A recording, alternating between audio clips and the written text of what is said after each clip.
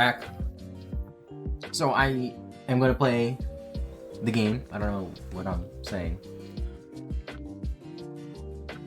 27 hours. I just healed, so I have some fresh grounding to do. Pretty cool.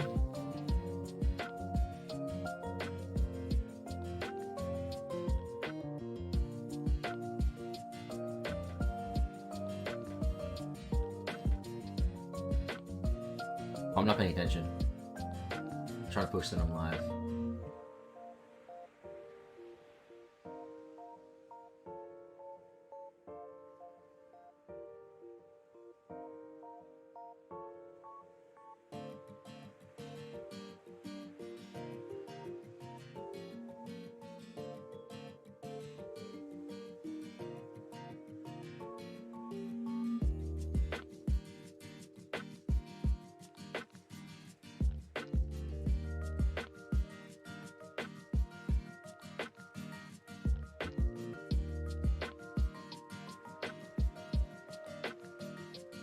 What's up, Swag Kirby?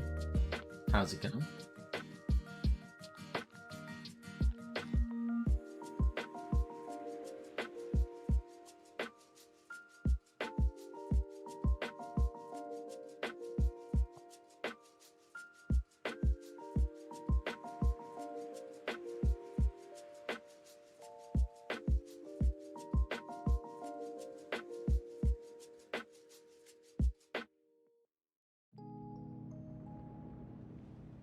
Alright, I'm good. I just posted that I was live on everything. Ivysaur 31. Huge. 1 level to 32.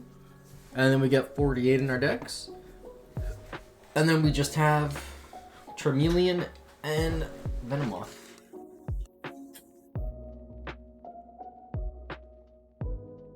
Yeah, I got an insane comment while I was like away from the stream the last couple hours. Like, this comment was so insane that so I have a private Discord that's just me, that I like post my video ideas and put notes in, whatever.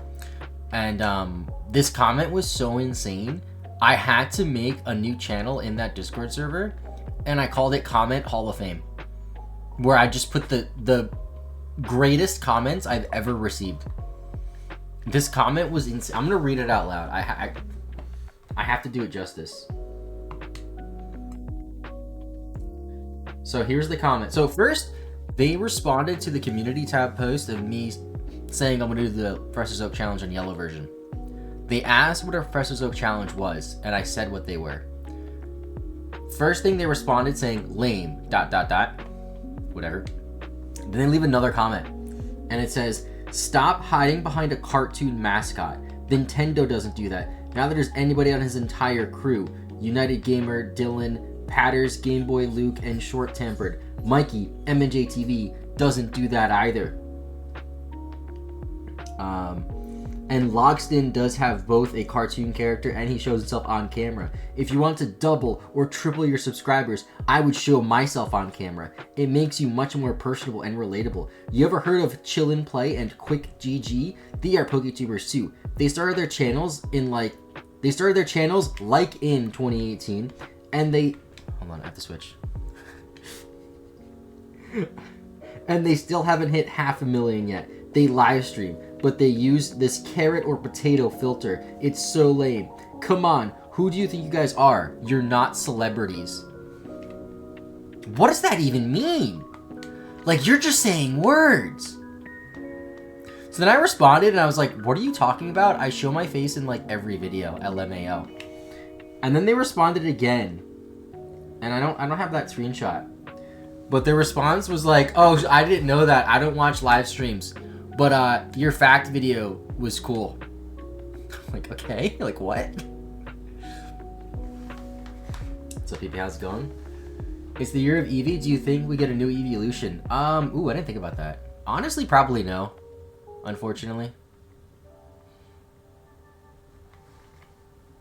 Maybe a Mega Eevee, something like a Mega Evolution. Mega Sylveon, because it's Kalos.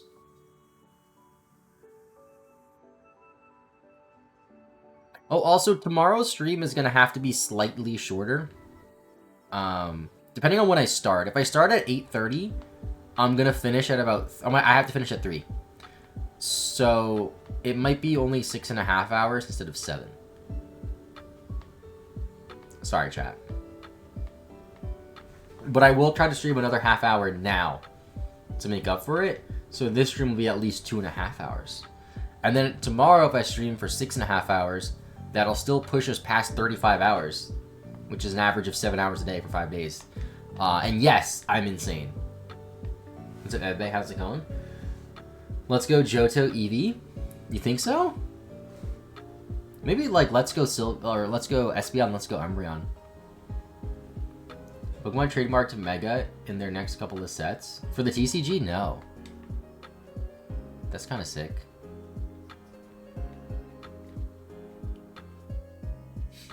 It would be cool if they're, I mean, we know Megas are going to be in the next Legends game, so like they're going to be in the TCG too, right? And the TCG's been kind of going down this like sort of nostalgic route a little bit. Like we had a lot of Gen 4 era stuff with like the Legends Arceus sets, and then we had a lot of Gen 5 inspired stuff with like the Ace Backs and like Baxcalibur and stuff like that. Feature Box and that is like similar to decks that were around in like Black and White era. The Mega cards are really cool though. I always try to get them if I see one that I don't have. I got a Mega Latios card probably like a month or 2 ago at this point. I'm gonna die.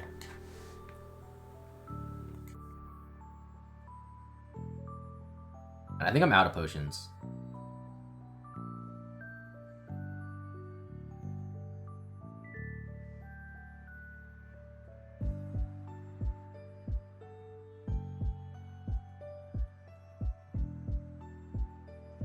Okay, Charmeleon still can't one-shot these, which is a bit of a problem.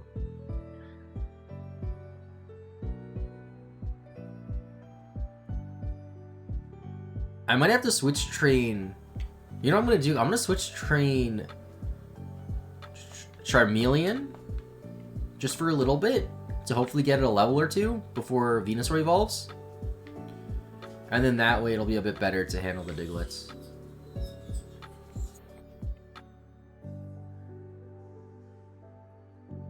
I didn't turn my lamp on. Let me turn my lamp on.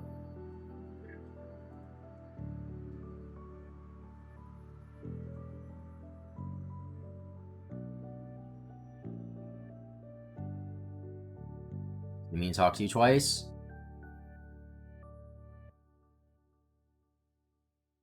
This is GlitchX City's stream on her YouTube channel that plays music 24/7. There's a lot of Sinnoh songs, but there's also a lot of other Pokemon stuff, a lot of Nintendo stuff in general. I want to get some more potions.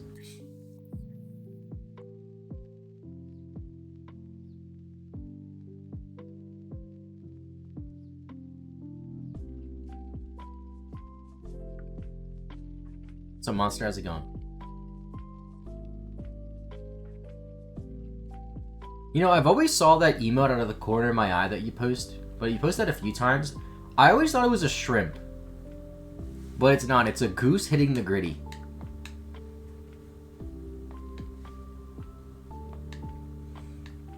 Oh wait, I'm supposed to switch train. You. Oops. I mean, I guess I can hold its own a little bit against some of the lower level ones. The ones that don't have dig I can stay in on, so the ones that are 19 or below. Until I get super weak. What's up? Wake up super. Out of nowhere, but I used to come here, but different username than Daydara. Oh, I remember Daydara. You're friends with Metal, used to bring awful gimmick teams to White House. I don't remember the gimmick team specifically, but I remember you. How's it going? Yeah, I don't really do battles. I haven't done battles at all, really. I haven't done battles on stream at all since Gen 7. So like 2017, 2018. I guess 2019, right? 2019 was still Gen 7. Because, wait, it was 2019 really Gen 7? See, the thing is, 2019 doesn't feel that long ago, but Gen 7 feels like so long ago.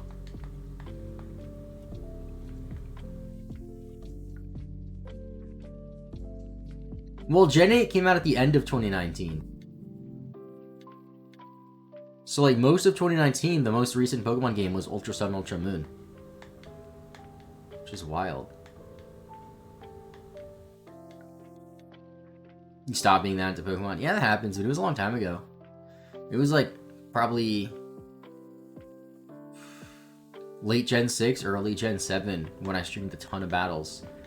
So we're talking 2016 to 2017. It was a long time ago.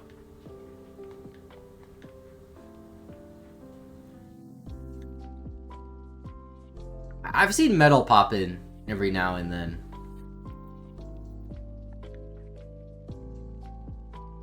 And a lot of like the super active viewers pop in every now and then from back then. Whoopty was here the other day. Yeah. Right now I'm doing an Oak Challenge though, and it's incredibly grindy, so I've been streaming a ton all week. And right now I just have to level up a few more Pokemon to evolve, and then I can fight Misty.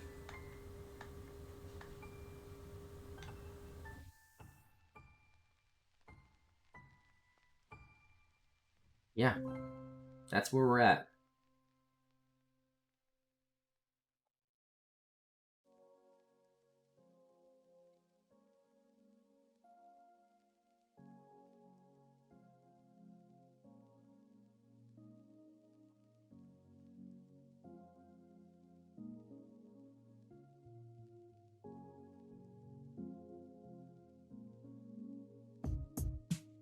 Oh, I finally ordered more capture cards, like actual capture cards.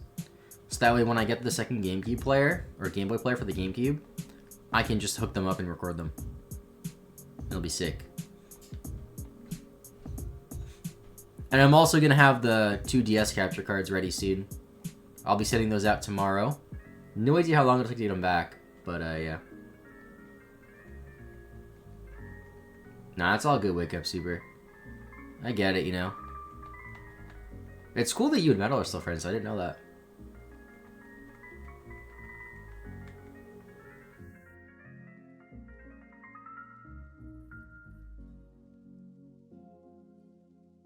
Did you make a new account, or is that just a new username? Because it says new user.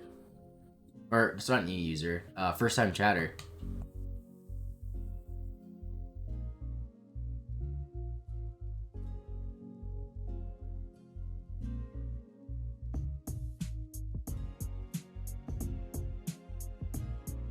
New account want to move away from your past? When you say it like that, it sounds bad.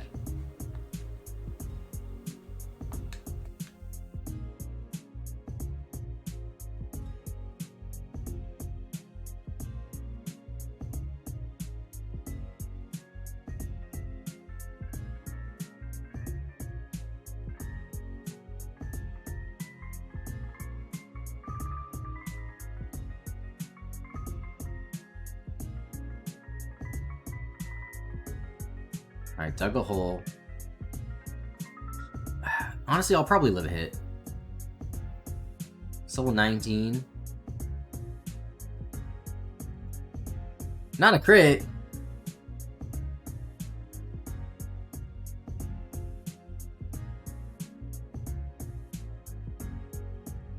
That's all good.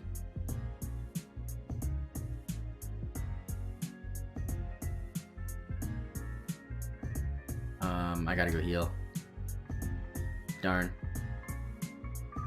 I gotta stop being risky with training. Because realistically, those risky plays will save me, what, 10 seconds each time? Versus losing me 10 seconds each time? Like it is right now?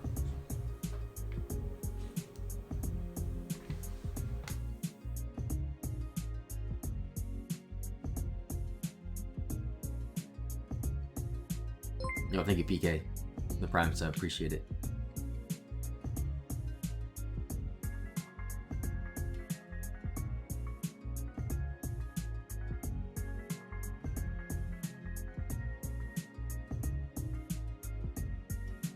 Use it for Jesse, but he's dumb and doesn't stream anymore. Now I got it. Thank you.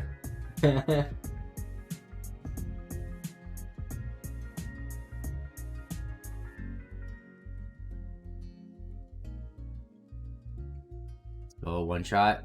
A whole 250. 31, let's go. Yeah, it is a free 250. Thank you, Kyle. Sorry, I said your name.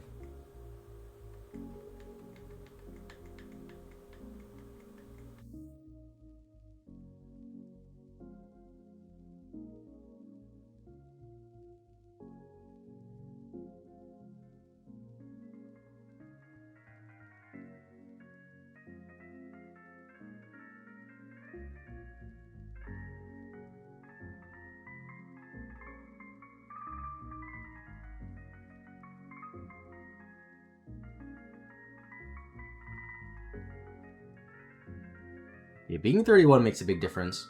So I quit Wi-Fi battles after Gen 7. Even some other people I knew after weren't really into much traction anymore. Yeah, the Switch changed a lot. For better and for worse. For me personally, though, I think it was mostly the timing. Like, that time, I just didn't have... Well, I didn't have time to stream at all, period, really. At that time, in, like, late 2019, early 2020, when Sword and Shield came out. And, like, even towards the end of Gen 7, I wasn't streaming a lot.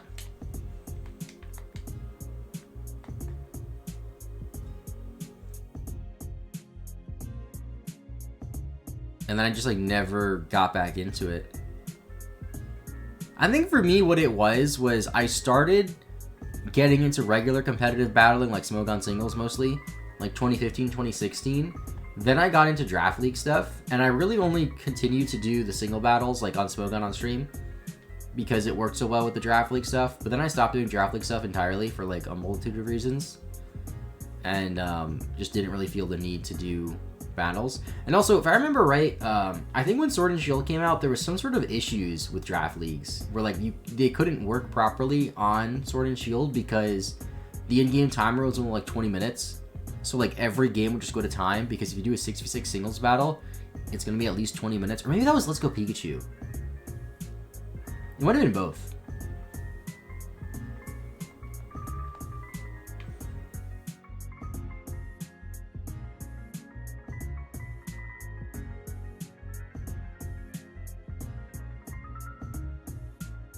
But, like, Draft League stuff in general basically died with the move to the Switch. It's, like, still around, sort of, but it's not nearly as big as it was.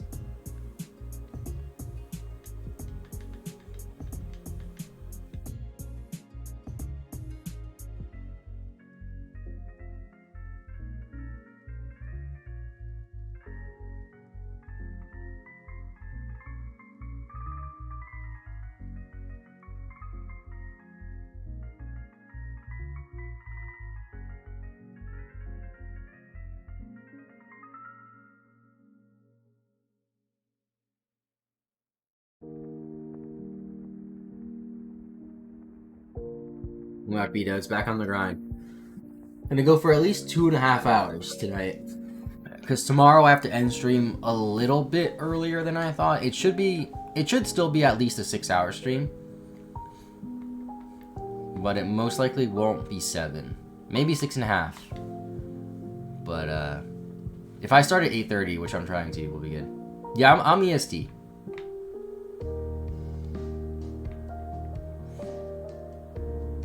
We'll start bright and early tomorrow. I already have my lunch ready for tomorrow. Just gotta microwave it when it's lunchtime tomorrow. You know, we'll be good.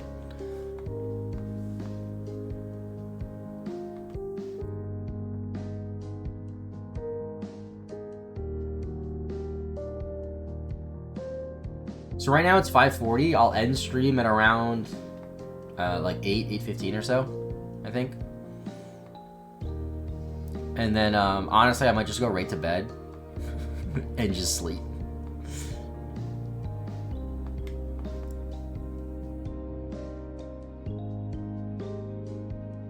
And then tomorrow we're gonna make another huge dent in this challenge.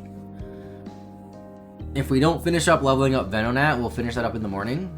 I'm confident we're definitely gonna finish Ivysaur tonight. Probably Charmeleon too.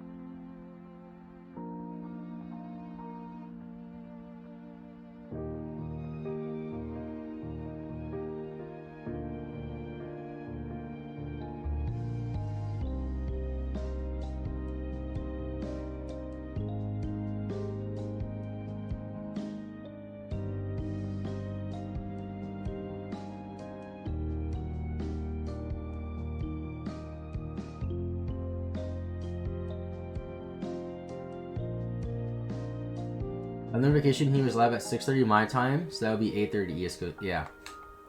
I try to go live by 9, but I've been going live a little bit earlier than that this week. Literally, whenever I'm like up, ready, and at my computer, I start stream.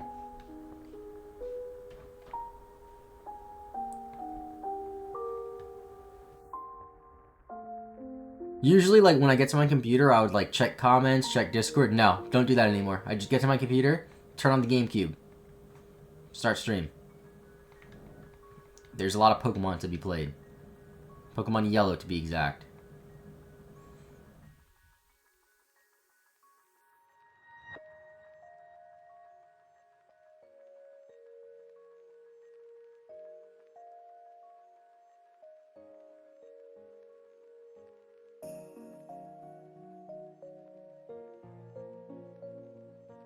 I'm trying to think if there's like a TM I can give here to Charmander.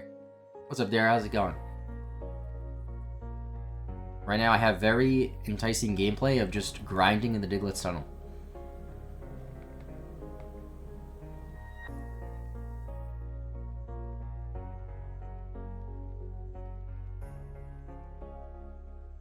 You know, at least half of this challenge is spent in the Viridian Forest and Diglett's tunnel. That's something.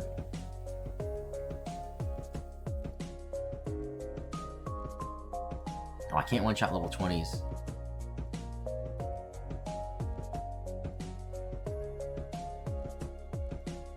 Hate the Diglett's tunnel.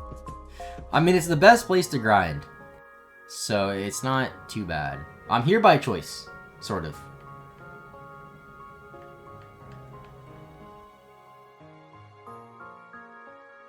Okay, 20s I cannot one-shot, so I go to Ivysaur.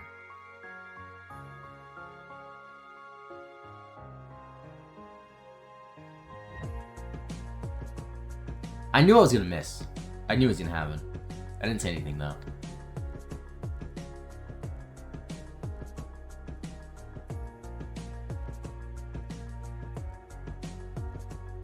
I want to see how close Charmeleon is to leveling up. 13, 14. Okay. Because I'm pretty sure once we get to 33, we should one-shot stuff with Ember, because we're leaving, like, everything in the red. Okay, Dugtrio I definitely don't stay in on. He has fat XP, though. And if it goes for a dig, I have to switch. Which is a little bit annoying. Okay, Scratch is good. I believe Razor Leaf is stronger than Vine Whip, too. It is lower accuracy, and we still land through a sand attack, so this might one-shot. Critical hit. Okay, I don't know if it actually one-shots naturally. But 300 XP from that is so nice, even when it's split.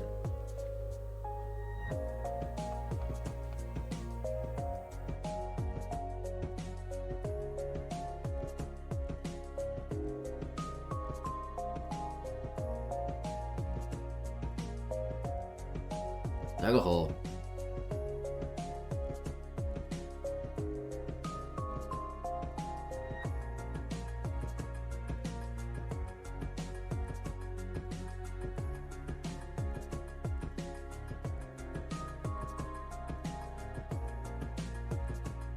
The next section of the game is gonna be so crazy, though. We're gonna catch 51 Pokemon, or rather, get 51 Dex entries in the next section alone. And we only have 50 for this section, or for the first 2 sections, I should say.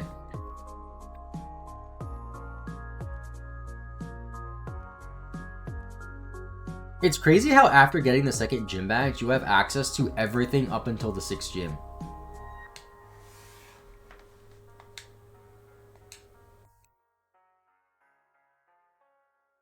That's Gen 1, though.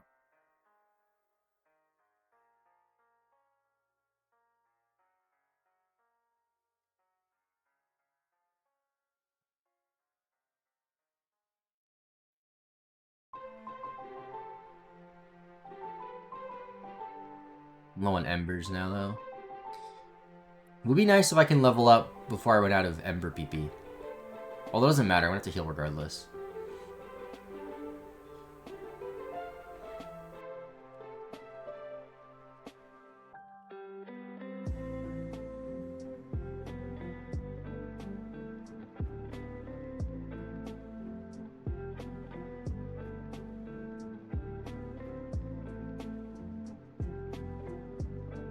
Let's see if I can knock this out with like Rage or something. It's only level 16.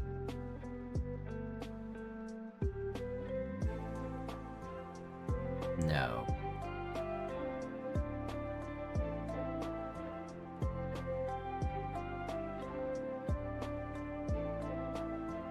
There we go, 33. Oh, it wants to learn Slash? Wait, that's big. Slash does good damage. No, I didn't mean to forget Ember. It's fine. We're so close to leveling up, it doesn't, or to evolving, it doesn't really matter, I guess. I can still use this a little bit, at least. Although, hold on, I want to see what Slash can one-shot and what it can't one-shot. I mean, I'm pretty confident it should one-shot a level 22. So that's good. Yeah, actually, you know what? At this point, I'm just going to put Venonat back in front and switch String to Ivysaur. And just potion up.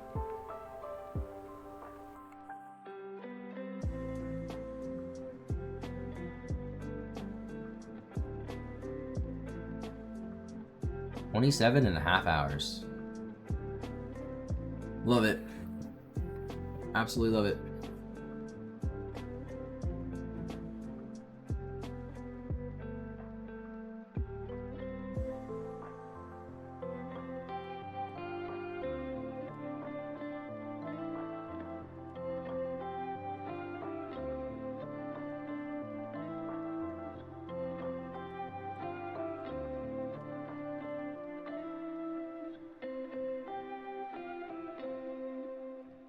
Oh, dodge the dig. Was that a Gen 1 miss?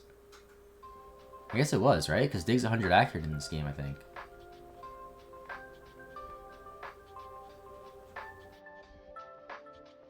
Ivysaur should be pretty close to evolving, too. I'll check after this battle how much XP it needs, because I'm curious.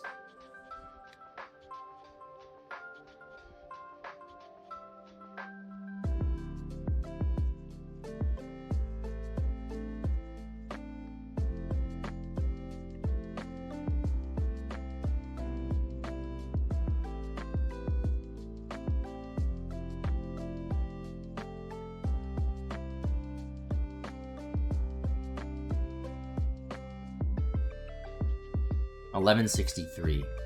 So a little more than I thought. But that's really not too much.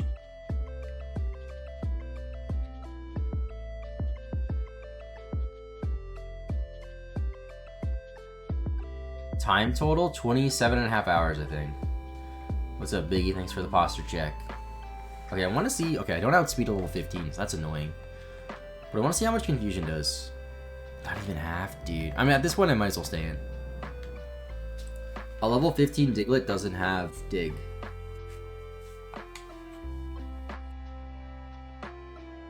Four and a half hours behind Chaotic. Yeah. He did some soft reset tricks, though, to force higher encounters. So, like, that takes real time, but doesn't account game time. And I have no idea how long that would have taken him.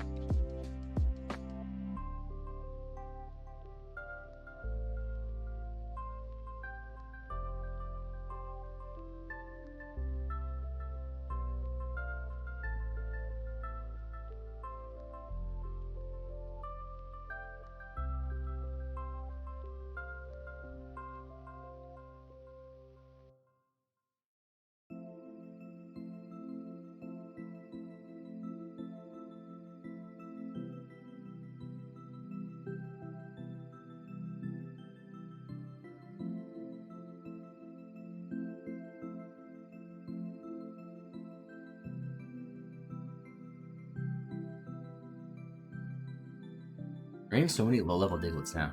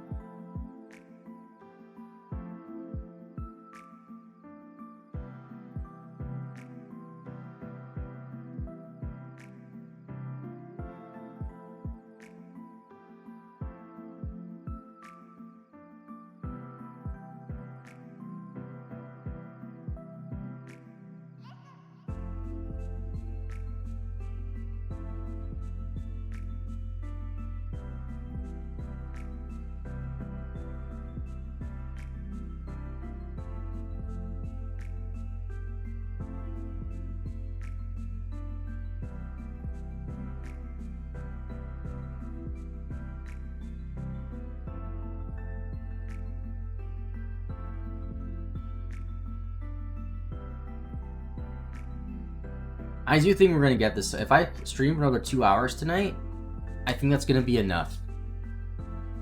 Because we're going to get to a point kind of soon where we can just hard focus on Venonat. And Venonat should be able to one-shot a lot of the Diglets. We'll only have to switch on Dugtrios.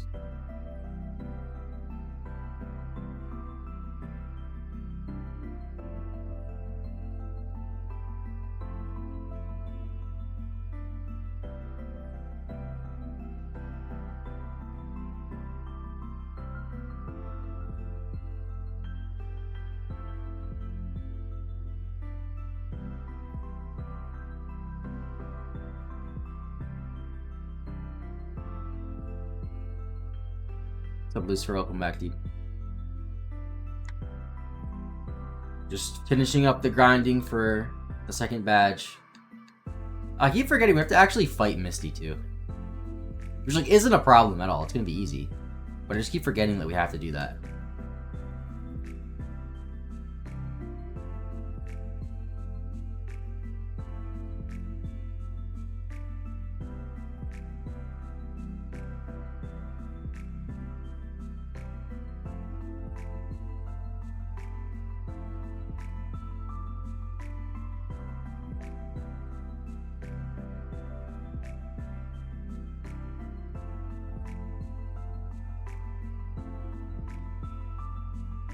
One thing I just realized, though, is since we have to go all the way through basically the entire region after the second badge, we have to go through the rock tunnel and then come back through it because we won't have fly. Because we have to fight the gyms in order. At least I'm pretty sure we're going to fight the gyms in order.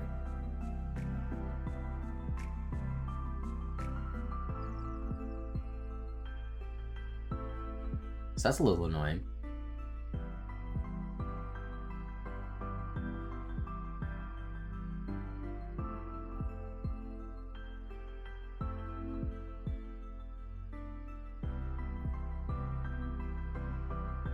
Ivysaur should be super close to leveling up too.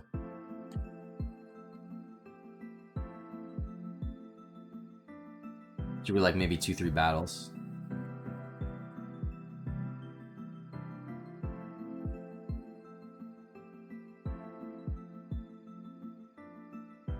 We're just one Dugtrio if we hit one.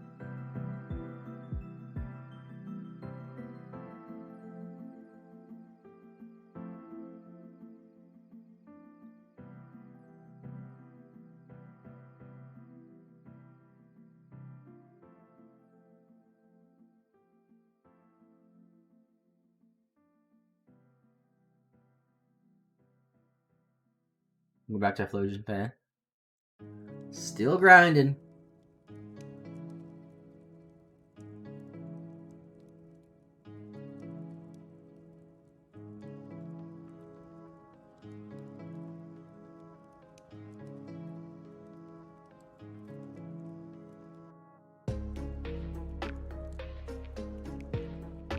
Might give it to me.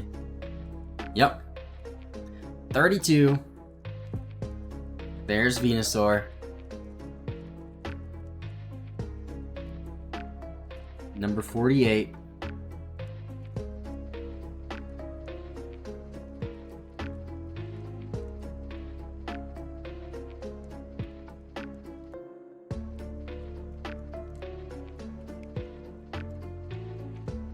Two more, Charizard and Venomoth.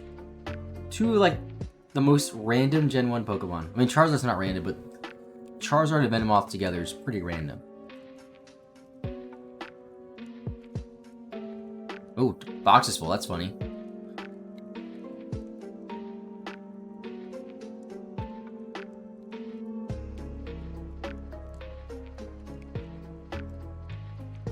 By Venusaur. Okay, so now what we're gonna do is switch train Venonat into Charmeleon. And then hopefully by the time Charmeleon evolves to Charizard, we can use Venonat on its own.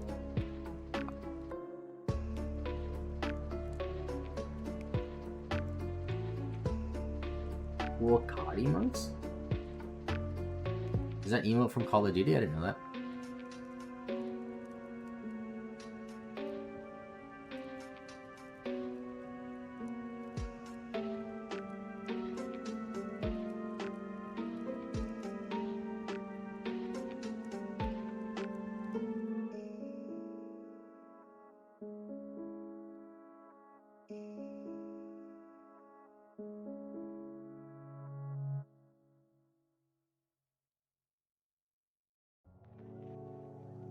Like a hole. Stop it.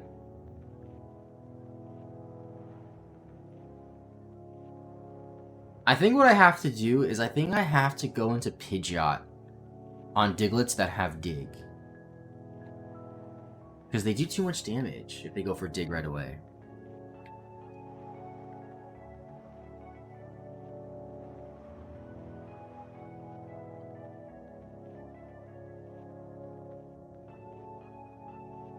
One's level 19. I don't think 19s have Dig. I think only 20 and above have Dig.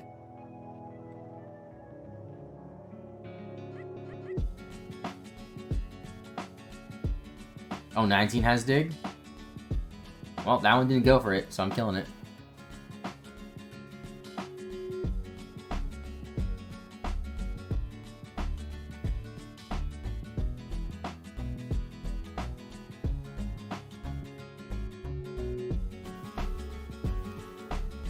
What if I'm crazy and just stay in?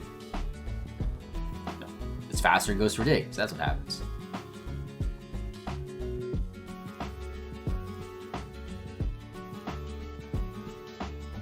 I think Pidgeot's also gained like 4 levels through this endeavor too.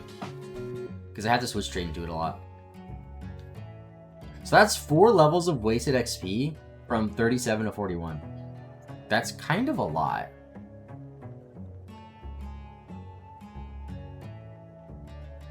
Alright, what if I stay in a level 18?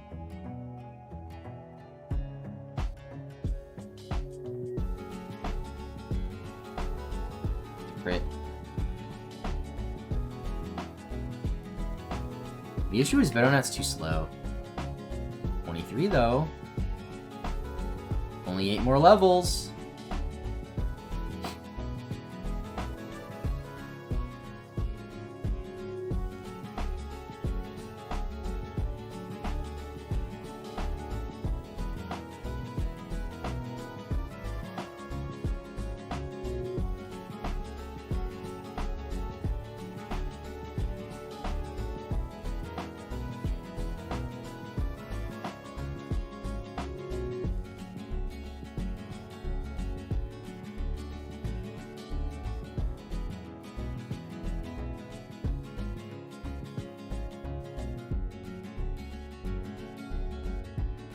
That's bigger than a 5-year-old girl. Yeah.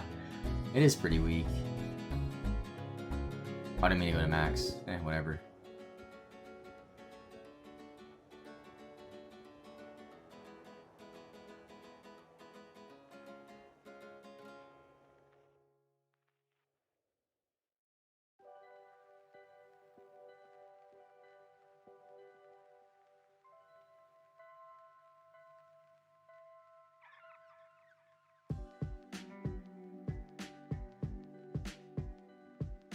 Oh wait, 19 has Dig, I keep forgetting. I feel like the level 19 ones don't go for Dig as often though as the level 20 to 22s. That's probably just like in my head and it's not true at all.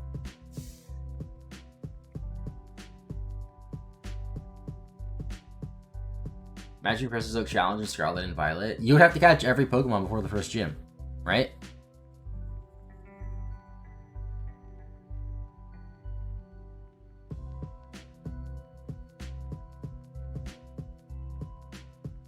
And then you'd have to beat all the gyms, then go to Area 0 and catch everything, right? So that game, that Oaks Challenge is probably like, pre-badge 1 is like 95% of the game. Then you get every single badge without doing anything extra. And then you go to the Area 0. Considering cheese movement to get to certain areas is viable or not. Yeah, that's true. Because you could do some, like, weird jumps to get to places that you're not technically supposed to until after you unlock some of the Koraidon upgrades. I've done that for stuff.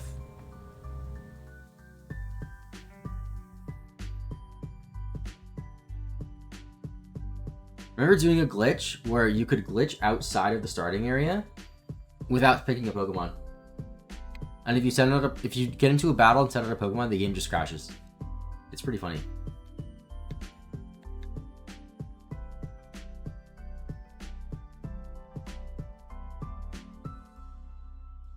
I keep on max by accidents.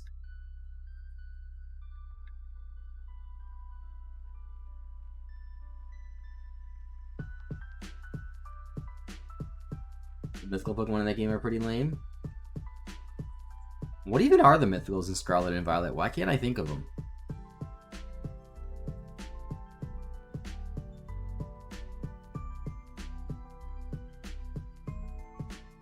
Is Terapagos mythical?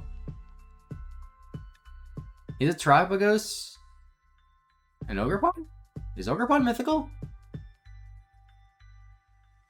I don't think those are mythical Pokemon. I think Qianpao, Wo-Chien, and all of them, I think those are just legendaries.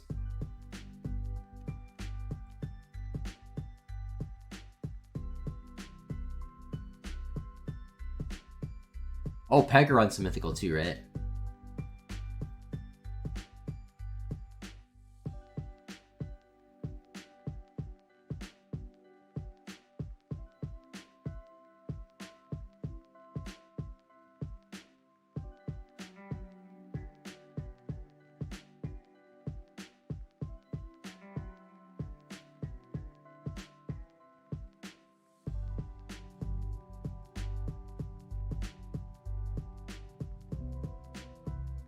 No, those aren't mythicals, I don't think, right? Qianpao's not a mythical.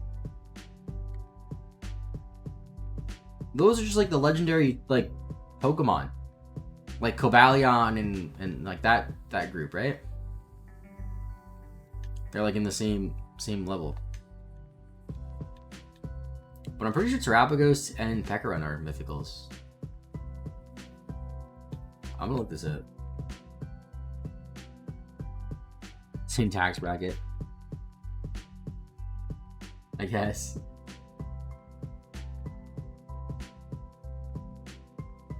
Oh, just Pecaron's mythical in this generation. I didn't know Melmetal was mythical. Really?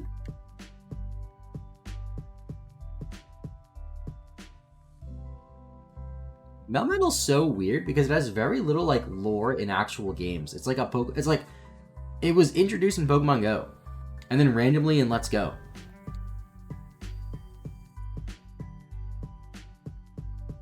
Yeah, which is such in-game without events, so now I'm mythical. That's like, I think that's how it works if you're talking about the game that they were introduced in. Thank you, Avocado Chili, for the follow. Because, for example, like, Deoxys is a mythical in Gen 3 because, like, it was never distributed without an event. But in Omega Ruby Alpha Sapphire, you can just catch it in the main story. So, like, it's still a mythical, but it might be the only mythical that you can just straight up catch in the main story of a Pokemon game.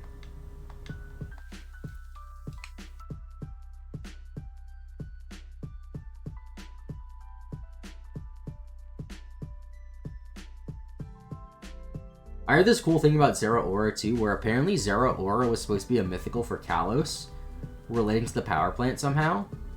This could be false too, I have no idea how true it is, but it kind of makes sense.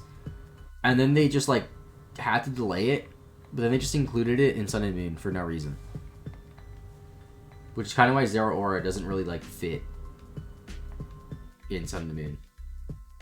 Magearna makes sense, Marshadow is like whatever. What is up with Zarude? Honestly, like, what does Zarude do? Who cares about Zarude? Zarude's gotta be the least popular mythical, right? Like, if there was a poll of favorite to least favorite mythical, I think top 3 would easily be Jirachi, Celebi, and Mew, right? The three first one. Manaphy might be up there too. And I think right after that, you would have Arceus, Victini, Deoxys, Darkrai, Keldeo. Did somebody level up, by the way? They're at 24, nice. I think Hoopa would be pretty high up there. Zaru would definitely be last. Like, I don't think it'd be close.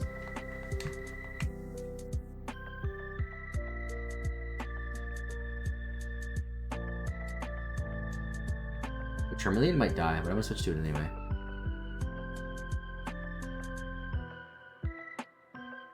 You think Zoroark and Lucario were mythicals because of the movies? Yeah, they have movies, so I see why you would think that.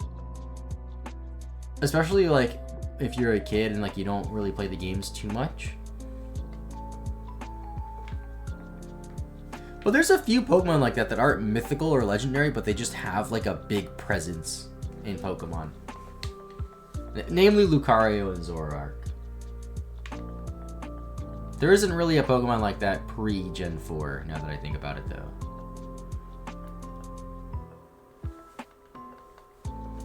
I gotta potion up my Pokemon. What's up, Grounds? How's it going?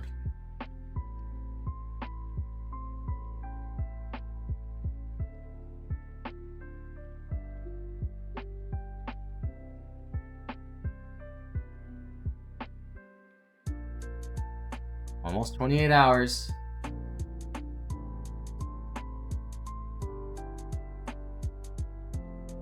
That brings us to an average of 7 hours a day. Because it's been 4 days of playing Pokemon Yellow.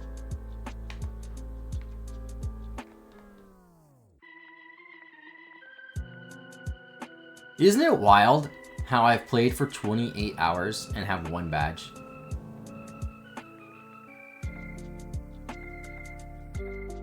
Bro's working a 40-hour-a-week job doing Professor Oak Challenge. Literally. Because if you think about it, I don't really have a lunch break. I just eat on stream. If you were to tally up the average break time I've taken for each of the 7-hour streams, it's probably like 10 minutes at most. Each, like, on average.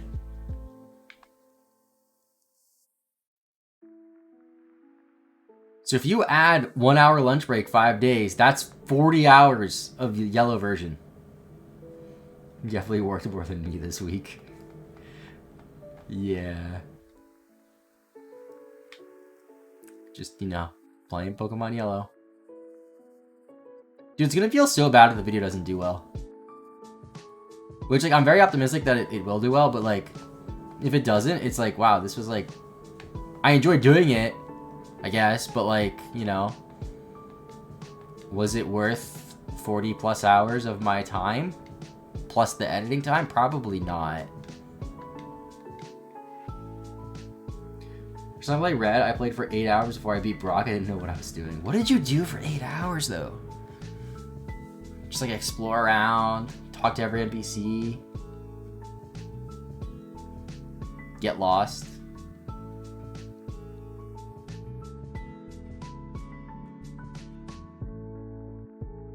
I have a little bit, yeah. The thing with Oak's Challenge videos, though, is it's been so long since anybody's uploaded one, from what I could tell. Like, since 2021, I don't even know if any, like, big Professor Oak Challenge videos have come out, with the exception of, like, the Shiny Let's Go one that Jon Snow did. But that was also 2022. That's 3 years, you know, like... Not too many big ones have come out. And I feel like people would still want to see them. Like, I think enough time has passed for people either just forgot what they were, or there's so many new people that don't know what it is. POC ROM's real tappable market. I think the biggest issue with it is, like, it doesn't... I don't think barrier for entry is the right word here, but it requires a lot of time to do it. And, like, straight up, like, a lot of people just don't want to invest that time. Like, specifically, like, I'm talking about YouTubers. I think a lot of people see, like, a lot of YouTubers see, hey, this is going to take at least 40 hours of gameplay. I can record for 1 hour and send this to an editor and have a video done instead. And they just go that route instead, which, like, isn't bad, but I think that's just, like, the main reason why a lot of people don't try to tackle these huge challenges. Max, how's it going? Poppy's Pizzeria, when? I don't have plans to open a pizzeria, Max, I'm sorry.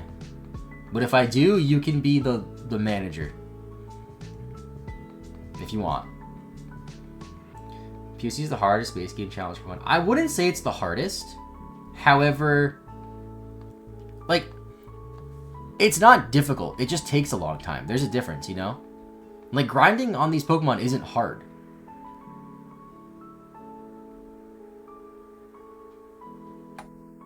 Yeah, I saw that shiny video that he did on Ruby and Sapphire, and he, like, almost exclusively did exploits. Which I think is part of the reason why the video didn't do as well as it could have. It still did well, like, really well. But I think a lot of people saw it and were like, wow, he just RNG manips, like, and they didn't really care to see it.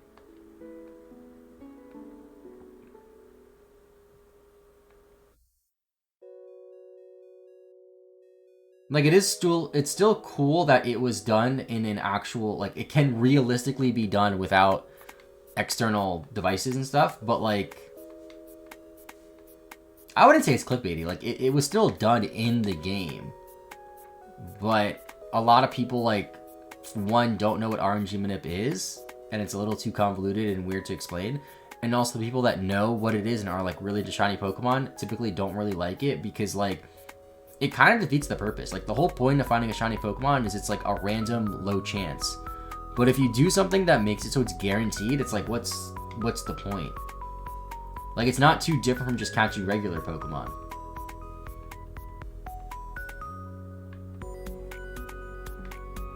I tried RNG manip on Ruby once. I got it for a shiny Trico, so that way if I ever do a shiny batch quest, I have to start if I have to soft reset.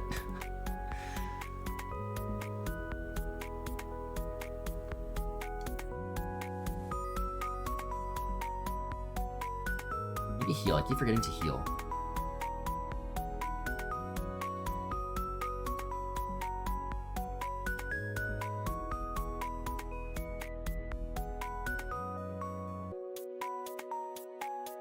I would love to do some sort of, like, shiny only full game playthrough like that. But the issue with that is just, it takes a, like, ludicrous amount of time. Like, even if I did one on Ruby and Sapphire, and even if I played on 4 games at once and, like, traded stuff over, which is still kind of, like, cheaty, that would take a long time.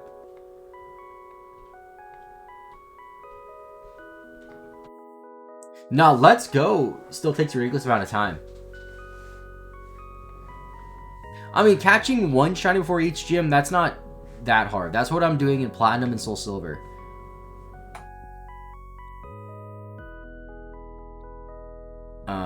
In Let's Go, though, you could probably realistically do that in not too much longer than a regular playthrough would take. So let's say a regular playthrough of Let's Go would take 16 hours. If you did a shiny only one, getting shinies, you could probably do it in like 32 or less, I would guess. What's your idea then? Sorry. My idea is a Professor's Oak challenge on Ruby and Sapphire, only shiny Pokemon. Or really, Professor's Oak challenge in any game with shiny Pokemon only. Which would be really cool and fun, but it would just take way too long is the issue.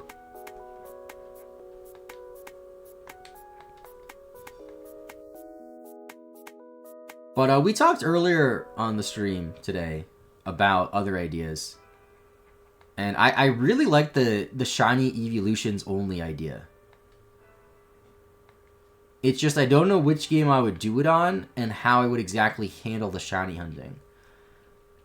Because I don't think there's any game where you get Eevee before the first gym badge. With the exception of Let's Go Eevee, where it's shiny locked. Unless you can get it in the Safari Zone in Let's Go Eevee. Why do I feel like you can? Although the issue with that is Let's Go Eevee doesn't have Espeon, Umbreon, Leafeon, Glaceon, and Sylveon, so you can't have a full evolution team.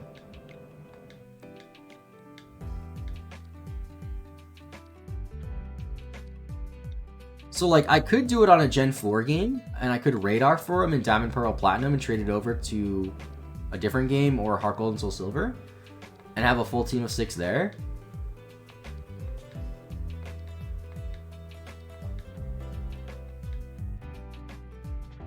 Let's go Eevee has on the bike route.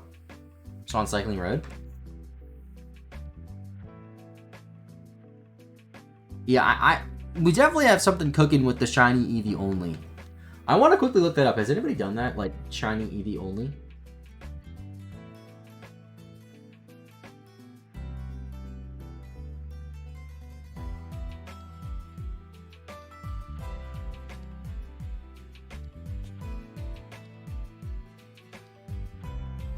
There's a few videos of people catching only shiny evolutions. Shiny Catherine did one, and Party Arlie did one. But I don't think they played through the whole game with them. I think they, their videos are just documenting the shiny hunts themselves. Okay, there's a video a year ago, Pokemon Scarlet, but I can only use shiny Eevees. That's also on Scarlet, where, like, you can get a shiny Eevee in 20 seconds.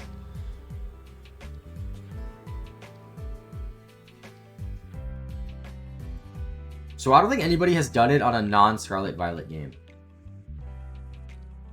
It's not showing up. If I look up shiny Eevee only. Shiny Evolutions only, maybe? Red Iron Platinum, sent to Soul Silver, no Sylveon though. Yeah, but you can still have a full team of 6 because you could just use an Eevee. Which, like, isn't the worst. Yeah, so it looks like, I'm just, like, skimming through it. It looks like Catherine's video is her sandwich hunting for a ton of Eevees in Scarlet Violet. And then evolving them into the corresponding evolution, which is, like, cool. That's awesome. That's an awesome video, I'm sure. I just haven't seen it. And then it looks like Arlie's video is the same, but it's in Diamond, Pearl, or Platinum. Looks like Platinum. Which is cool. And it looks like she's in the Trophy Garden for all of these. So I'm guessing she radared. And then evolved them into the corresponding evolutions in that game. Which is also really cool. That's what I was saying earlier too, like I could make it into 2 different videos. Like one video of just getting the evolutions. And then the next video like, hey, I got all these EVs legit, now let's beat the game. Although it would probably make more sense to have them in one video.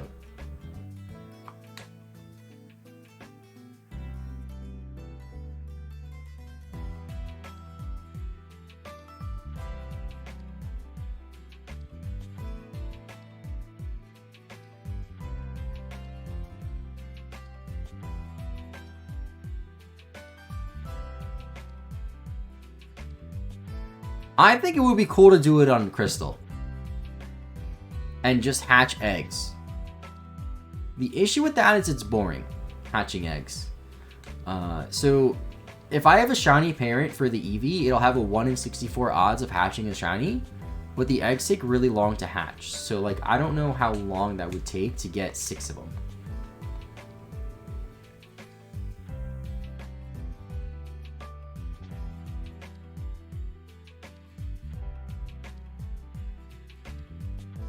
I also have a copy of Heart Gold that I could reset easily.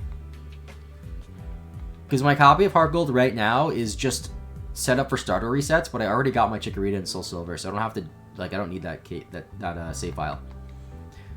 So I could reset that, and then I can radar for the EVs in my childhood copy of Pearl that's completed. And realistically get that in, like, 2 streams. Sonic 3 is good. I still haven't seen it. I haven't seen the second one even, dude.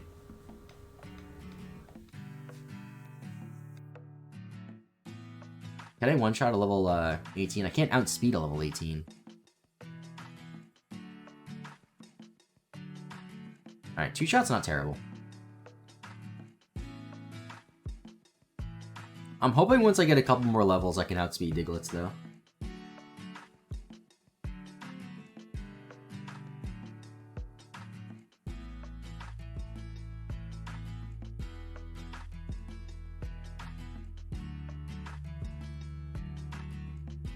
Or what I could do for the Eevee videos, I could be wild, right?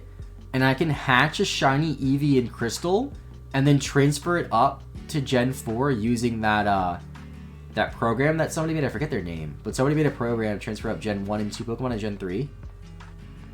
I could do that, and that'd be sick. Wish I had the patience for shiny hunting these days. The thing with shiny hunting is it's a great background task. You know, like, I really love sitting down, watching One Piece and shiny hunting. It's awesome. But if I were to just sit down and just shiny hunt, I probably wouldn't enjoy it too much.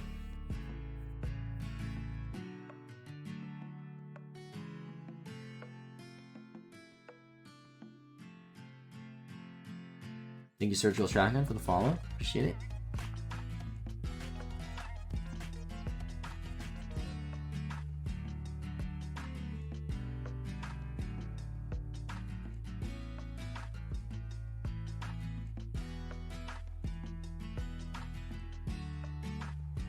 Only 6 more levels on Venonat. We're getting there today. We can do that in an hour and a half, for sure.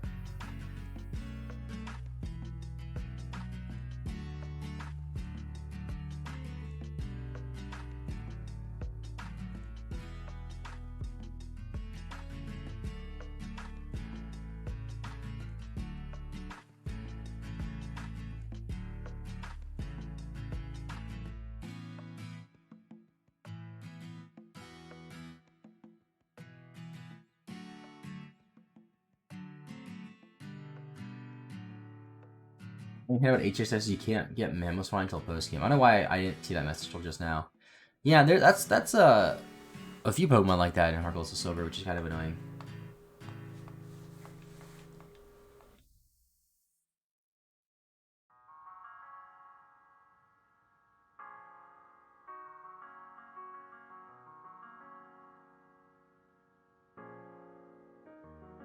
Well, I'm out of slashes.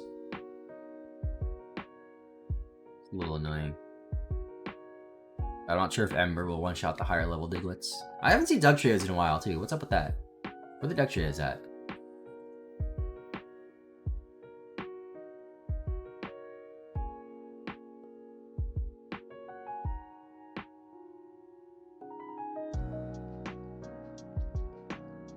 I saying this on Twitch the other day, but I replayed Heart Gold, and I think the love for that game is very rose-tinted. Oh no. Oh, I forgot Ember, so yeah, I should do a heal. The level curve and lack of Gen 2 catchable mons makes the game atrocious. Yeah, I think the lack of Gen 2 catchable Pokemon is more annoying than the level gaps.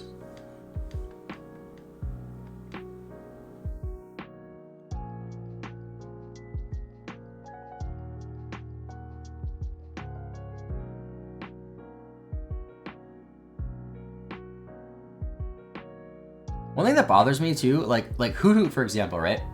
Hoothoot's the Gen 2 bird, but it's only available at night. And like, yes, I get it, it's an owl, but like, I feel like they should have just made it more common at night and still appear at day.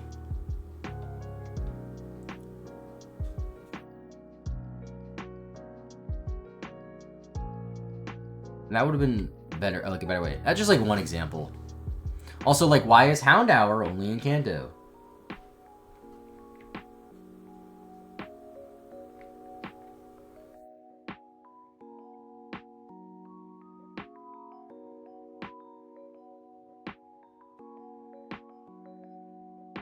The cool thing about Heart Gold, though, is if you have the Pokewalker, you could actually use that in conjunction with your regular casual playthrough and get some cool Pokemon. The issue is not a lot of people want to use the Pokewalker, and a lot of people that play Heart Gold Silver today don't have it because they bought Heart Gold Silver secondhand, or they've had Heart Gold since they were a kid and just don't have the Pokewalker anymore. But if you're crazy like me, you have a Pokewalker in your pocket. I'm insane. I have another Pokewalker too upstairs. I've also thought about doing a Pokewalker only playthrough. The issue with that is, like, I don't think that's really that interesting, right? Like, it might be cool to see what encounters you get in the Pokewalker if you don't know, but like, I mean, I don't know, we'll see. I still might do it. Because for that playthrough, I'll have to actually, like, physically walk. The issue with that is, like, I probably can't stream that playthrough because I would, like, there'd be points of the game where it's like, wow, I just need more steps on my Pokewalker. I can't really stream this.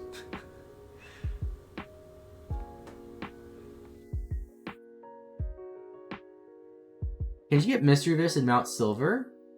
The very last area in the game? I don't know, but that wouldn't surprise me. That does sound accurate. Because Gen 2.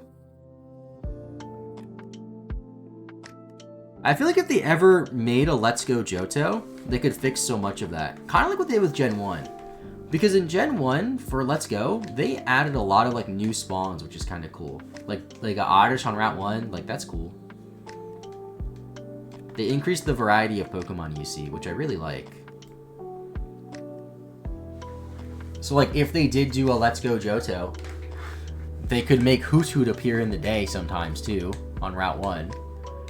They could keep Sentret, and then they can put like, I don't know, Hoppips on Route 1 too.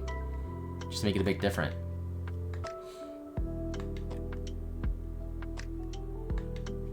Or put a Teddy Ursa on Route 1, who cares?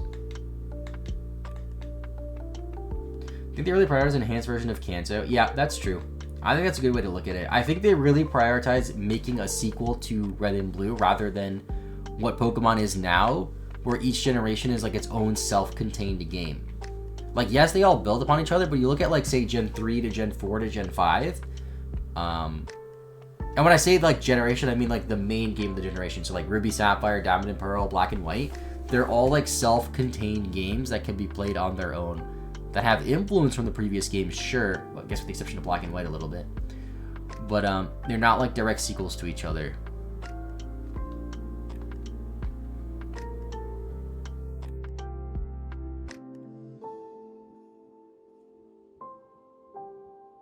$34. 2 more levels on you. Crazy. We're so close. 5 levels on Venonat, 2 levels on Charmeleon. And hopefully by the time Charmeleon evolves, Venonat can hold its own against these Digletts.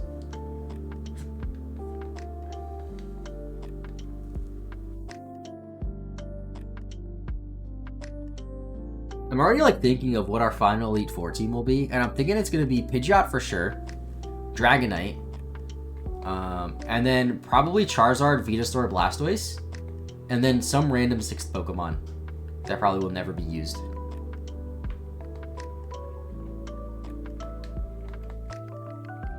Probably something we level up in the next section that'll be a reasonably high level.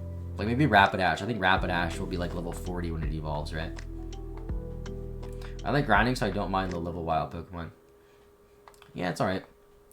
Has Nintendo hinted at all to Let's Go Johto, or is it entirely fan speculation? It's entirely fan speculation. Entirely. I think it's a realistic speculation to make, though.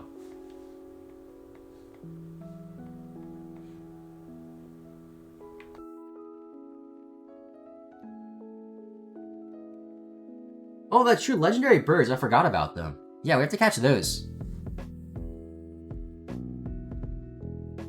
Pidgeot, legendary birds, Dragonite, and then maybe like Charizard because it's cool. Or maybe I'll just bring Pikachu out just to give it the Hall of Fame entry. No, it's real. My uncle works at Nintendo. Oh, I believe you. I believe you. Listen, guys, it's real. I've seen leak videos that say it's real, so it's real. A YouTuber on the internet wouldn't lie to me.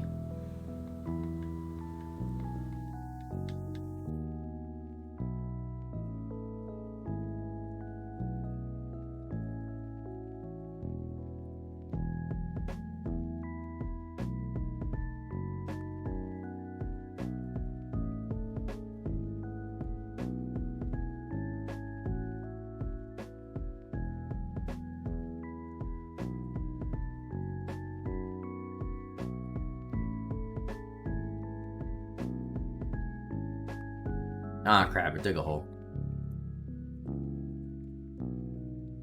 Don't kill me.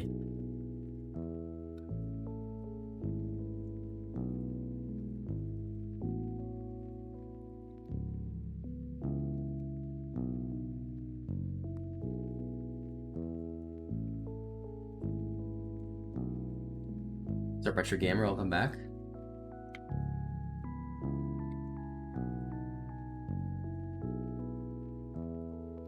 feel like I gotta lock in more. Charmeleon fainted like twice in the last 20 minutes.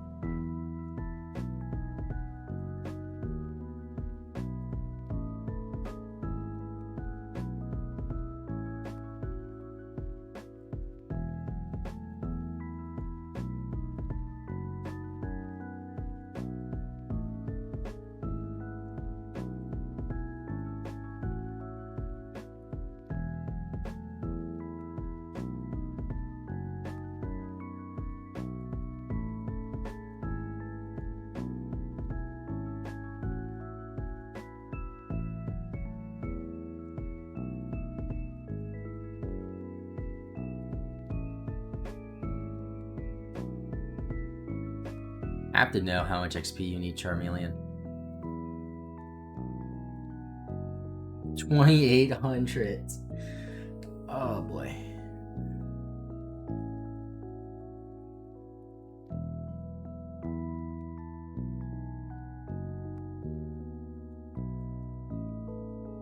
Can I stay in on a level 19? I'm still slower than a level 19 at 26?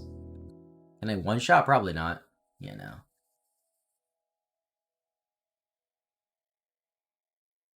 I resist Dig, though.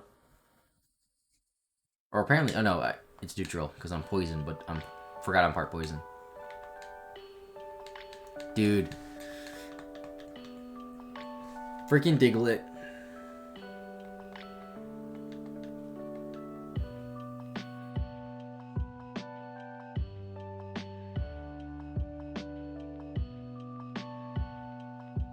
I'm starting to wonder too, what if I just lead Charmeleon, finish out evolving it, and then switch train Venonat to Pidgeot? Would that be faster? Because Charmeleon keeps getting in like annoying situations and doesn't have that much PP, and it's like... Like if this Diglett goes for Dig right now, it's really annoying. Whereas if I just led with Charmeleon, I'd outspeed and one-shot it.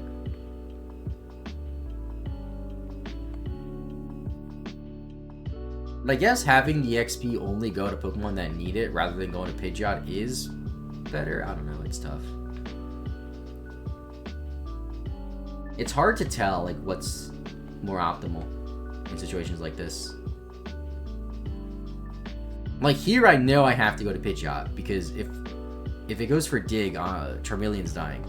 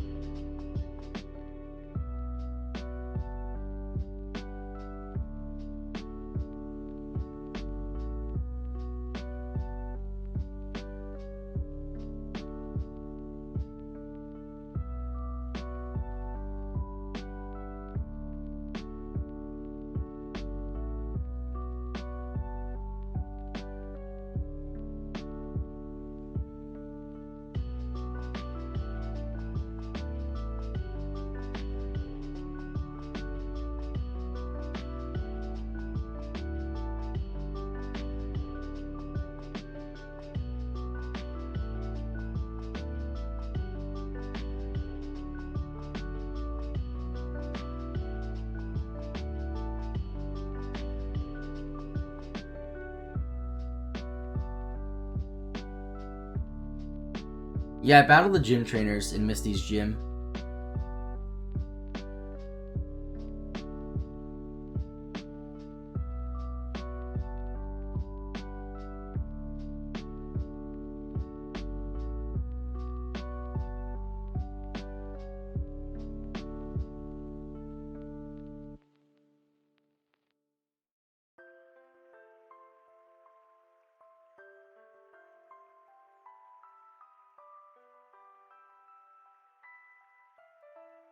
Any value in putting Venom at the daycare working on Charmeleon? I don't know, because I have to walk pretty far to put in the daycare, come back, grind Charmeleon like 2 levels, and then go back and get Venonat. So I don't... It might have been worth it to do it much sooner. But I don't think it's worth it now. The daycare is also scary at points of the game like this where I have no way to get more money. Because if I'm put in a situation where I'm put a Pokemon in the daycare and it levels up too much and I can't afford to bring it out, I just lose the challenge.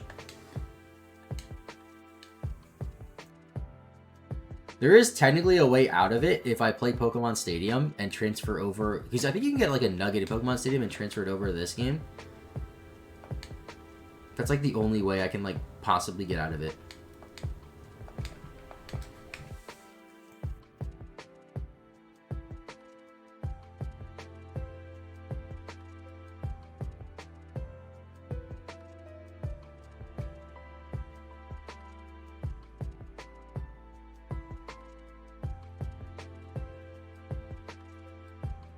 Dugtrio right here.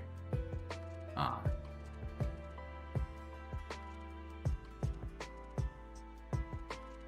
It's level 22 though, and Charmeleon's really low. So I gotta go to max.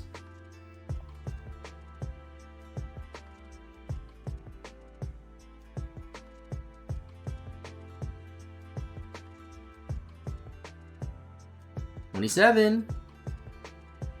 There's Leech Life. I have to learn it. Forget Disable.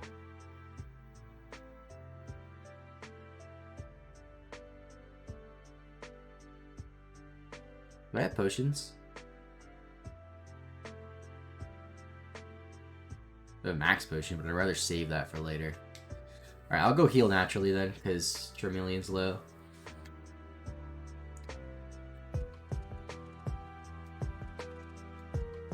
Level 18. I'll try to stay in here. Maybe I can outspeed now that I leveled up. I outspeed to level 18! I don't one-shot, but I outspeed to level 18.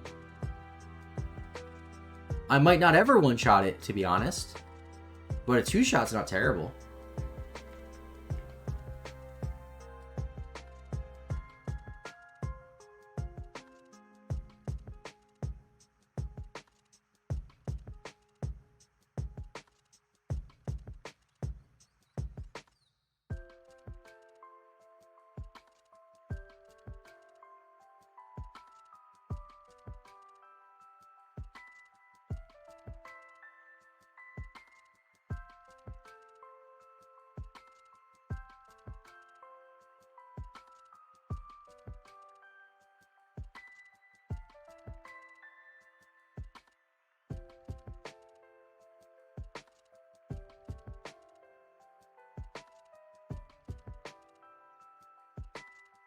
Do I outspeed to level 21, I wonder? Probably not.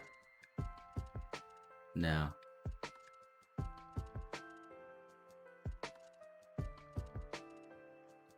Gigs. I want to see if I can at least 2-shot it.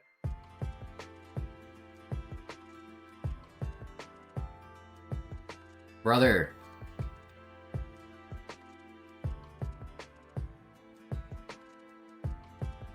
Alright, we can't quite one-shot the 21, or 2-shot the 21s, or outspeed them.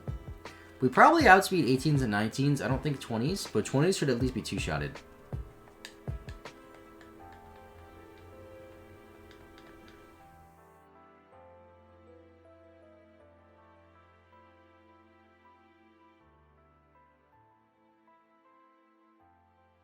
And if we crit a level 18, we one-shot it too. That's kind of cool.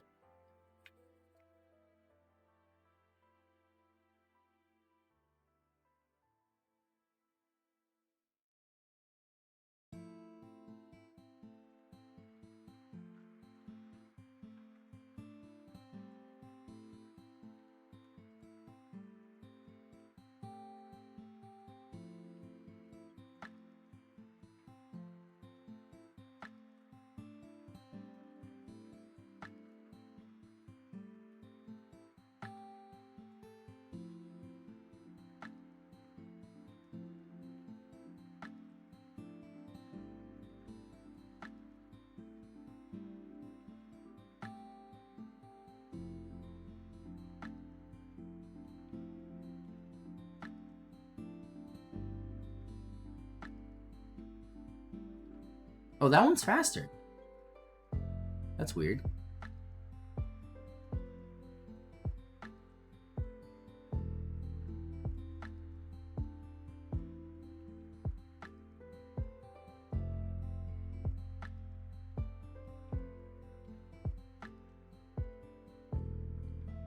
Alright, it's already been an hour and a half, and we still have a few levels to go. Can I do this in an hour or so? 4 levels in an hour, plus 2 on Charmeleon? That seems doable.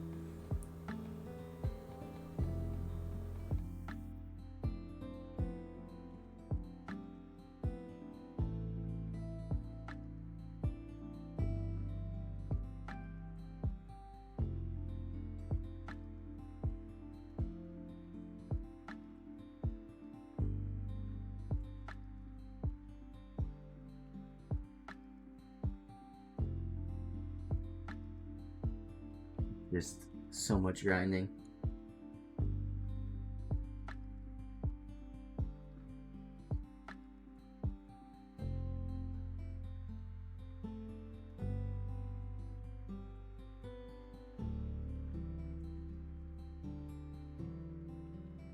Hey, Dugtrio, that's good. Like to see that.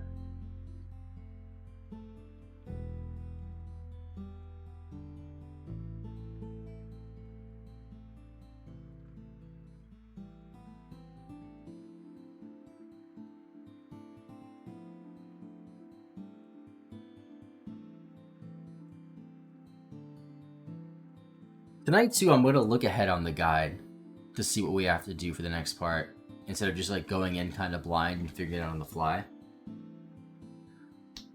Because there's so many different areas we can go to. We can go through the rock tunnel, into Celadon, into Fuchsia, into Lavender, into the tower, like through the Sylph building. There's so much. The game corner. Saffron, I don't know if I said that.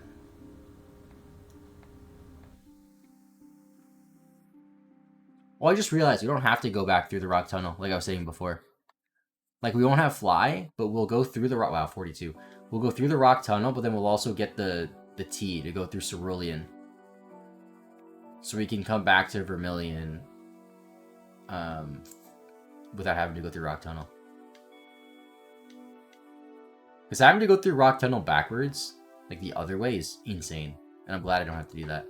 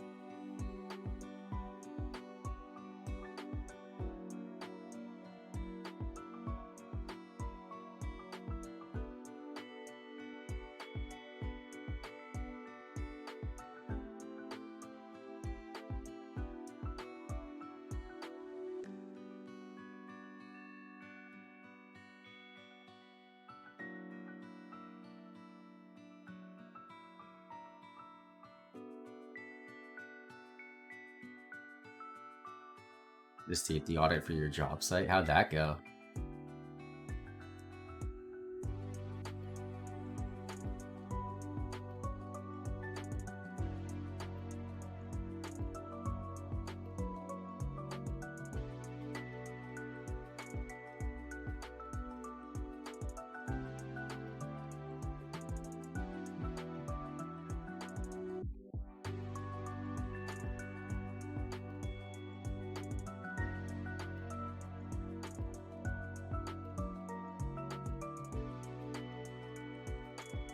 The drywallers walk around on stilts and it gives me a heart attack every time. Wait, is that safe?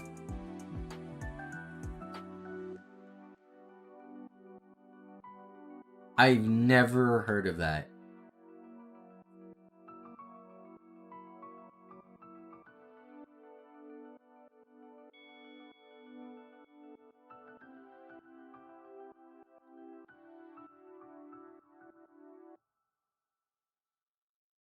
Oh, it's safe if they do something, and they probably don't always do that.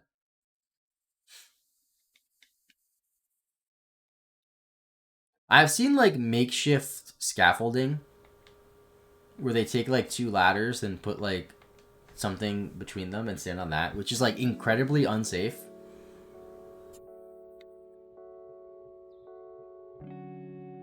But never stilts. Or dig. I gotta switch or else Charmeleon's gonna die. You know what I think I'm gonna do? Because I'm tired of healing Charmeleon? I'm just gonna lead Charmeleon and just kill everything. And then just get Charmeleon to 36 and then switch to max on Venonat. Because I think that'll work better.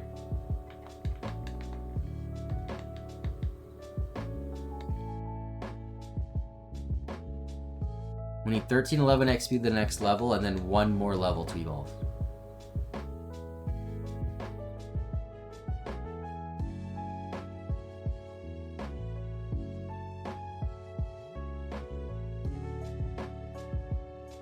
Getting OSHA 30 changed how I view everything.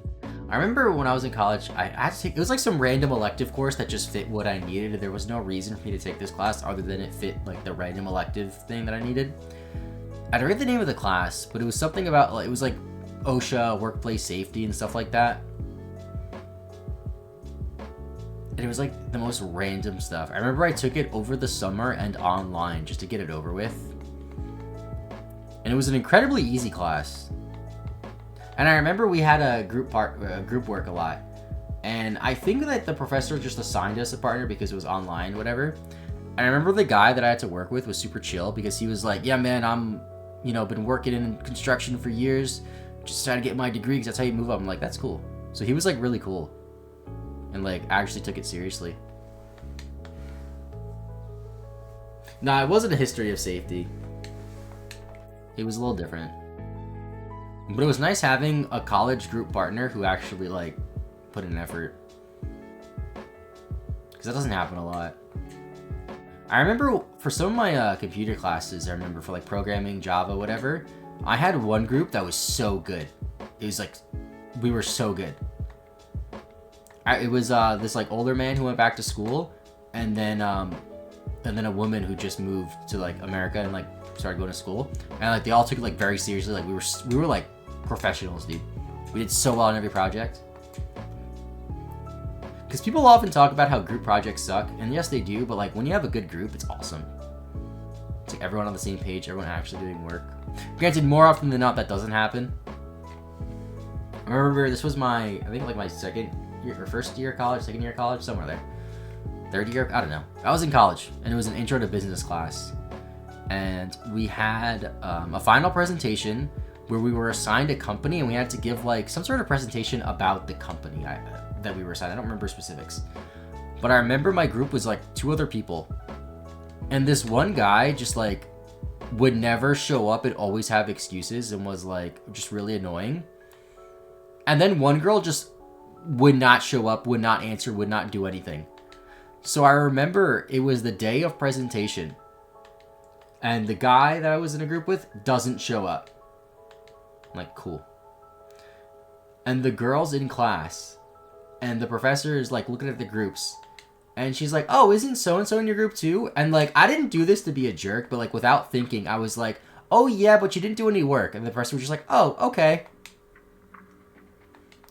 And I have a feeling that girl failed the class and had to repeat it. Because I remember I would see her walk to the same classroom like the next semester with the same teacher. So, and she'd always give me a dirty look. And I was like, well, sorry. Sorry you didn't do your work. I surely can't imagine anything worse. That's an enemy for life. I'm the enemy? Why am I the enemy?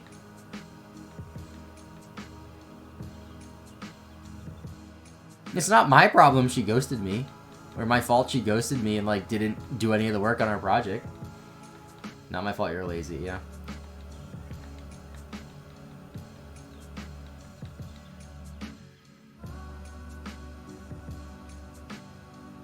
So give this thing out to United, but you did the right thing. See, it was so long ago, I don't remember what you look like, and I actually remembers what I look like. This time was probably the worst, though. But I think a lot of this was the fact that my partner that I was with for these projects was from another... I forget where they were from. I think they told me they were from India. And they had just moved. And, like, they clearly didn't know very much English. Which, like, fine, whatever, like... And they were also older. I think they told me they were, like, 30-something. And I was, like, 22. And, so the professor assigns us group project because he was sitting right next to me, this kid. Or this man. Fine, whatever. And I don't remember the specifics. I think at the start of it, it was just me being a jerk. To be honest. And the professor wanted us to work together, but submit individual projects. And I was like, screw that. It was me, him, and some other kid. I don't know what happened to the other kid. I think he, like, dropped the class or something, so it was just the two of us. But I just wouldn't do it. I wouldn't meet at a group time. I'm like, hey, like, why do I gotta meet in the computer lab with these guys to do independent projects that we each submit on our own? And then it got to the point where it's like we had to work together and, like, we had to submit the same project, whatever. And this guy, this was a Java class, by the way. This was, I think, Java 2. Or database. It was some sort of programming class. I don't remember exactly. Pretty sure it was Java 2. And this guy, like, I feel bad because he, like, clearly, like, didn't speak much English, but also, like, just did not know what he was doing at all. Like, I had to do everything for him, like, literally everything. And we would meet in the computer lab every day. And it's a good thing we did that, because if we met on our own time and used our own laptops, there would be no records of us meeting together. So the fact that we met in the computer lab was good because you had to sign into the computer lab and show you were there. So that's good for later on in the story because the professor was able to see that we were signed into the same computer lab at the same time. Thus, we were working together. And I don't know what this, like, guy told the professor or what, but he just wasn't doing a lot of work. We would split up the work and be like, hey, this is a 5-part thing. What if we start off, I do this part, you do that part. We meet together, we finish the rest. He would never do his part. He would never do anything of his part. And I think a lot of it was because he just didn't know. Like, he had no idea what he was doing.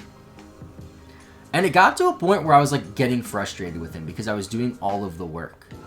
And then I remember there was a time where he went to the tutor to like, actually try to do it. And I noticed... So, if you know anything about programming, you're supposed to sign your name. Oh, sorry. Yeah, you're supposed to sign your name. Programming. And I think the way that we did it was like... Or maybe it was just the way my professor did it. I don't know. The way that we did it was you put your first 4 letters of your last name and then the first letter of your first name. And, like, that's how the professor knew who submitted what. And you put in the notes at the top of the program. And I noticed he went to the professor to help him with part of his project. Ended up doing the whole project perfect. No mistakes, and then I notice that the signature is the signature of the assistant. And I ask him, like, hey, did you do this, or did you have the tutor do it for you? And he's like, no, I did it. And I'm looking at it, and it's, like, perfect. It's, like, a beautiful program. And I remember, like, I looked over it, and his part of like, my part that I did wasn't completed, but his was completed, so we submitted his project, and he tried to give me shit for it to the professor, to be like, I did all the work. And I'm like, my brother in Christ, this is our 8th group project, and for the first 7, I did literally everything, and this one you went to the tutor and had it done, and had him do it for you. That guy ended up failing the class. Not me. I did a terrible job explaining that story, but long story short, I was in a group project with somebody who had no idea what they were doing, and they tried to tell the professor that I wasn't doing any work when they weren't doing any work. And I think based off of test performances and, like, individual assignments that we've submitted, the professor was able to realize that I was telling the truth and not him. Because I remember we get our grades, and this was in the fall semester, so we get our grades late December. On Christmas Day, after Christmas dinner, I remember I'm sitting on the couch, I'm tired, I look at my phone, I see an email from him. Hey, what grade did you get in the class? And I didn't answer it because I just knew he failed. I just knew it. I'm like, yep, this guy failed. He's only asking me because he failed. He wants to see if I failed too. And I didn't respond. Okay, actually, I remember now. That was Java 1. Because the next semester was Java 2, which had mostly the same kids as Java 1, except he wasn't in it. And that Java 2 class was the only Java 2 class that my college offered that semester. So basically, if you took Java 1 in the fall, you were going to take Java 2 in the spring then. Unless you failed. So that's why I'm like 99% sure that kid failed. Do you want to get matching neck tattoos at TwitchCon? No. I might not go to TwitchCon. If I get partner by TwitchCon, I will go. If I don't get partner, I probably won't go.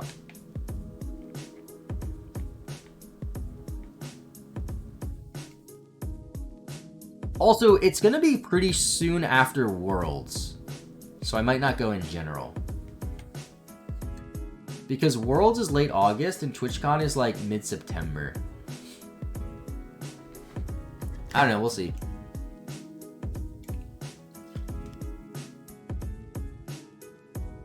Max, sorry Max. If I'm like straight up ballin', I'll go.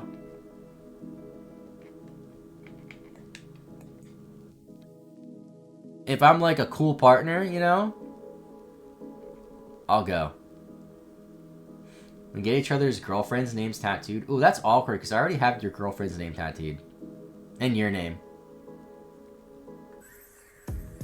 Is that weird?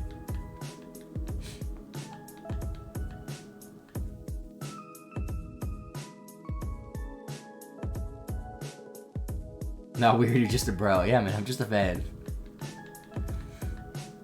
I'm sure there's fans who get, like, Taylor Swift and Travis Kelce's name tattooed on them with a heart. Why can't I do that for the homie?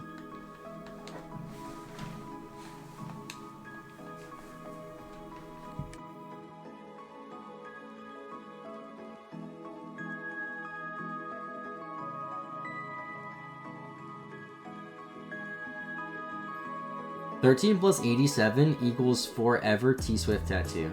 Wait, what's the relevance of 13 plus 87?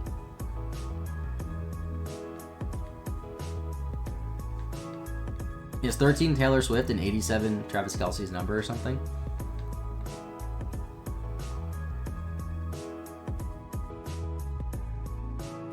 Wait, why is 13 Taylor Swift though? Does she have an album called 13?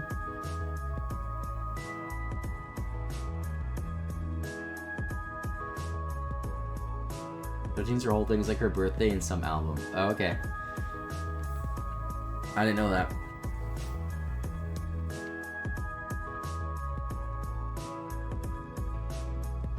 How close is Charmeleon to evolving?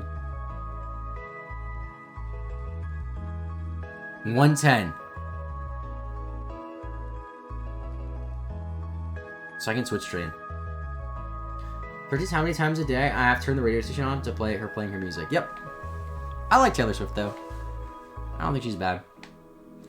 Lee's a Swiftie, so I'm learning a lot. Yeah, my girlfriend's a Swiftie too. Like an Omega hardcore Swiftie. To the point where I think she'd be more upset if Taylor Swift died than if I died. And I'm only like half joking when I say that. Attractive women with mental illness. Swifties.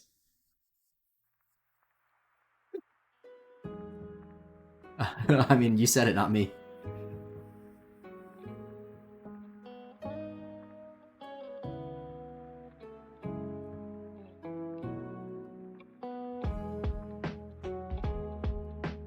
Charmeleon. 36. There's Charizard.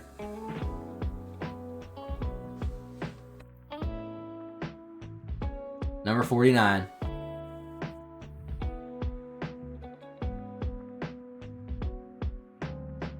And now it's just Venonat.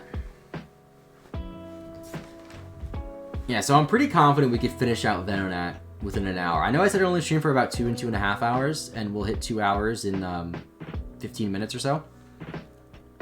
But I can go for about an hour.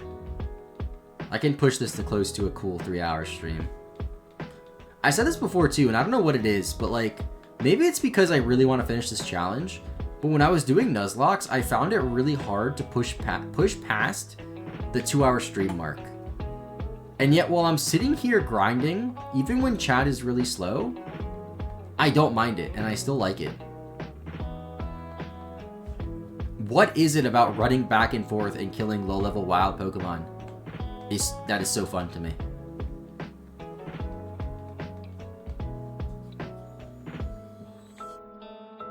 Like, not only this, shiny hunting too. Power complex. You know, I knew you would say something like that. I just knew it.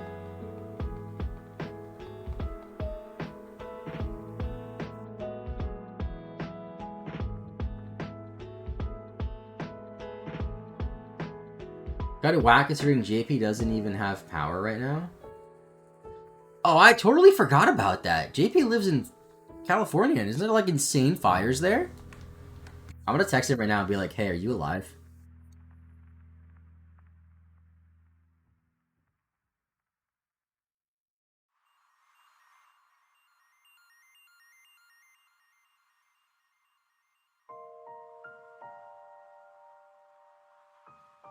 I literally just texted him.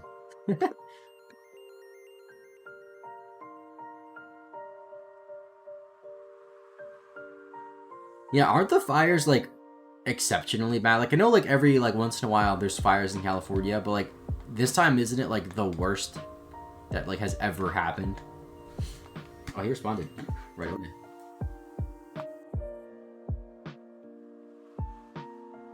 Oh damn, he got an evacuation warning.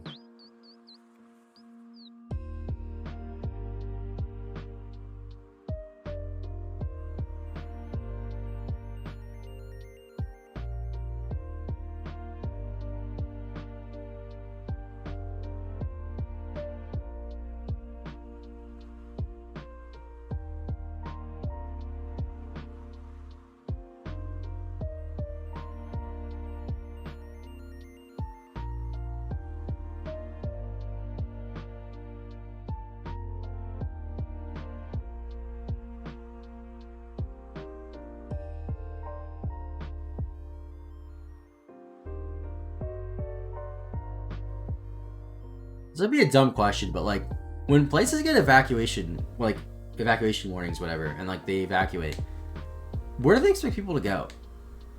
Do you know what I mean? Like, do they have places set up, like shelters set up where people can go and at least like wait it out? Or are you expected to just like pay for a hotel or stay with a family member? Like, how does that work?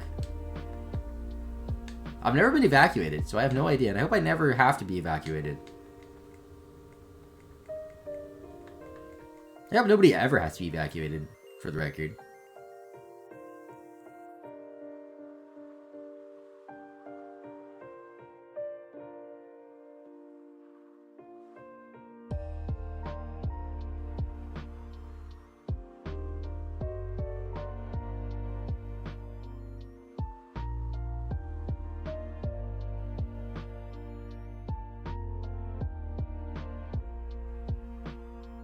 I don't think I really know anybody else who lives in California. Besides Blue. But Blue's literally streaming right now, so I think he's okay. He said he got an evacuation warning a few minutes ago.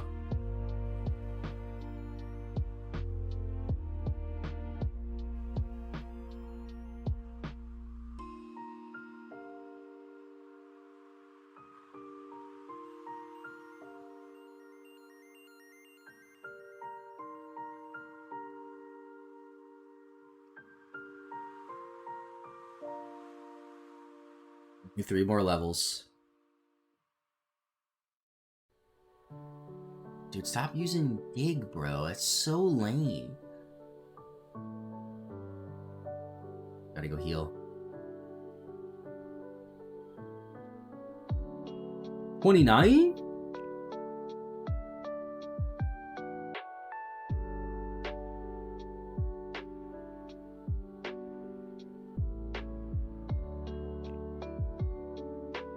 Two levels, boys.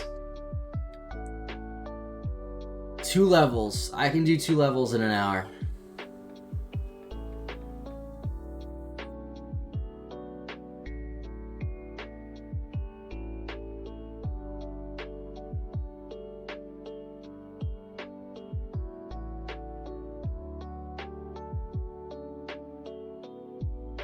I can do 2 levels and then beat Misty in this time. I can do that by like 8:15 or so. I would like to end stream at about 8:15, which is in a few minutes over an hour. An hour and 7 minutes from now, to be exact. Which will bring us to basically a 3-hour stream. Which is good. Because then, tomorrow, if I only stream for 6 hours, that'll still push us to 35 hours, which was my target for the week. I also think that's helped me stream more and be more focused with this, is the fact that, like, when I started this challenge and I worked out like how long to take in my head, I was like, oh, if I stream 7 hours a day and hit 35 hours Friday, I'll be good. Although I think I'll be more than 35 hours. I'll have to see how much game time we have.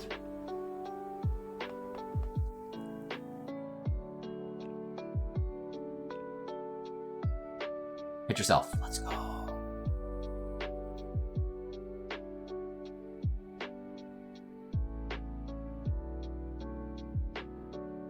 Oh yeah, I'm hitting 35 hours if I stream for 6 hours tomorrow, because we're right at 29. Cool.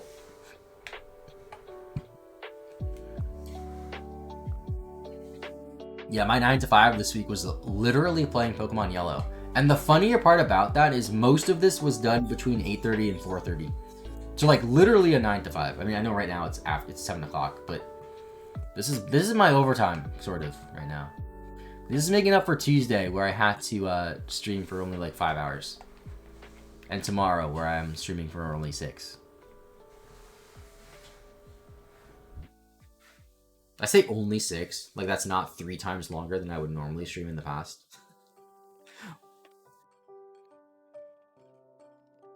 I could be super lazy right now and use 2 rare candies on Venonat, but I know I'm going to regret that when I'm leveling up Dragonair. Is it possible for me to breed a genuine Pokemon on a crystal, hatch them, and send them over to Yellow for a playthrough? Yes, as long as it's a Pokemon that is obtainable in Kanto, that also doesn't have any moves that weren't in Gen 1. Then you can do that.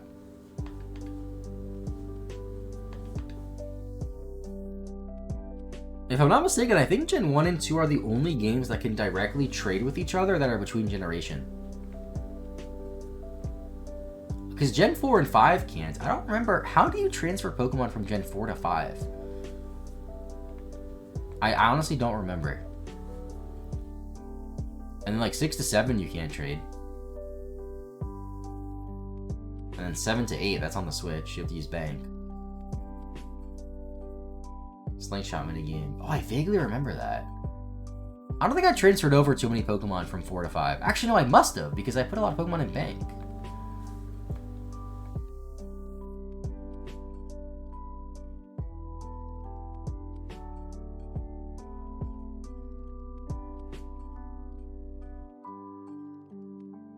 Yeah, Venonat can like kind of hold its own, which is really nice. Not having to switch train is great.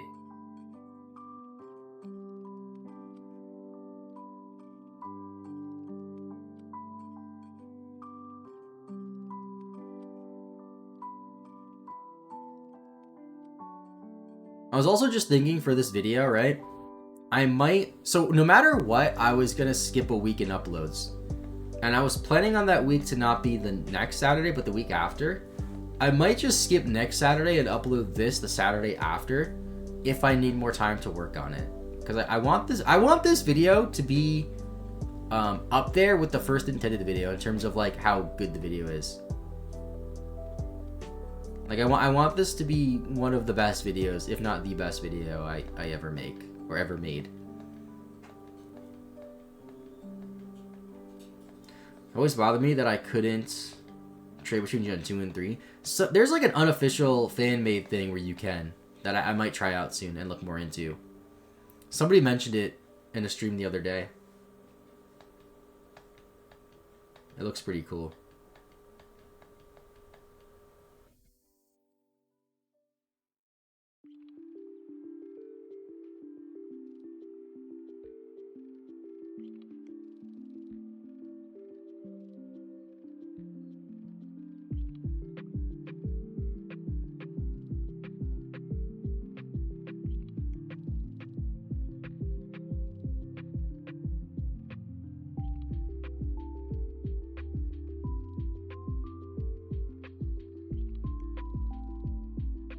From my understanding, though, the mechanics behind like how Pokemon work, though, is so different between Gen 2 and 3, which is why you can't do that.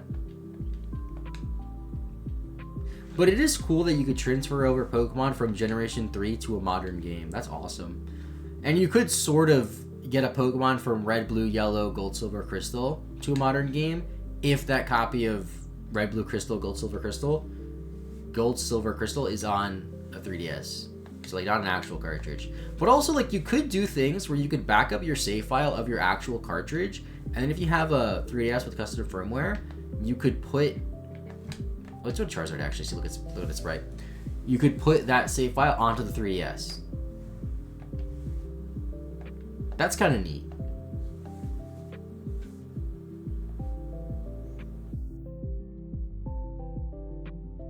It just requires you to have a GB operator to back up a cartridge save file and then a modded 3DS. So.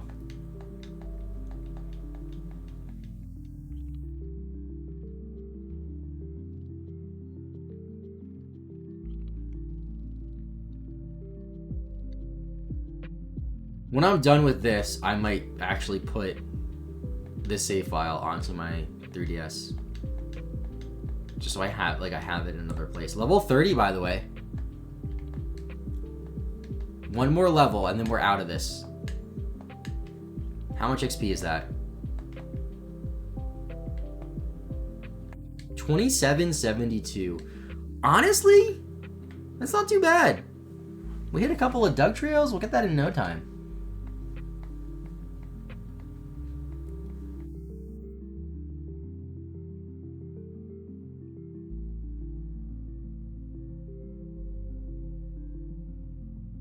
Let's go, the confusion. I might actually repel trick here because I have so many repels that I might as well use. And I don't know if I need repels for the rest of the run at all.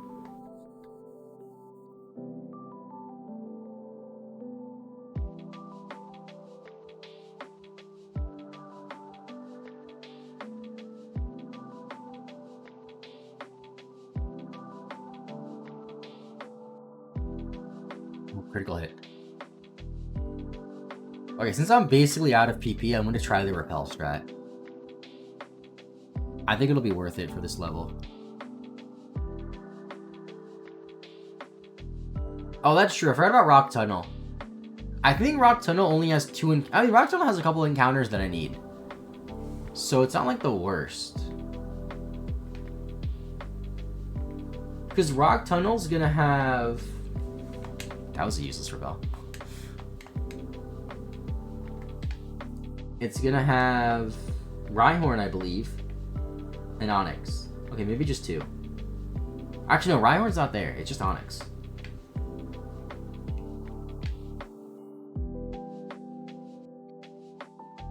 Hello, Doug Trio. I'm not sure if this is worth it. So I'm not seeing any encounters.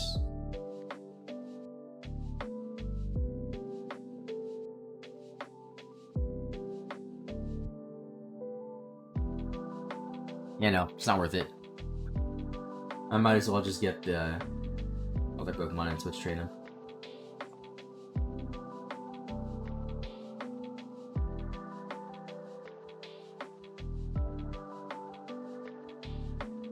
Actually, I might as well just go heal. It'll be much more efficient to heal than switch trade now.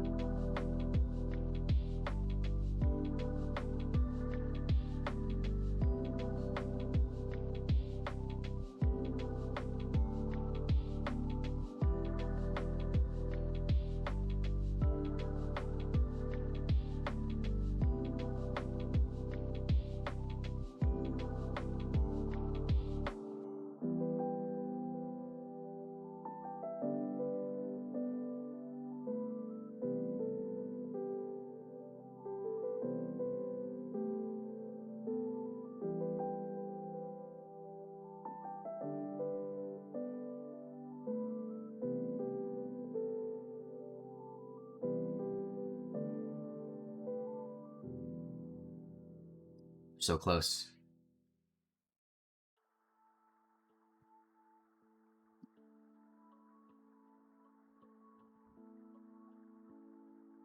One more level and we're out of here.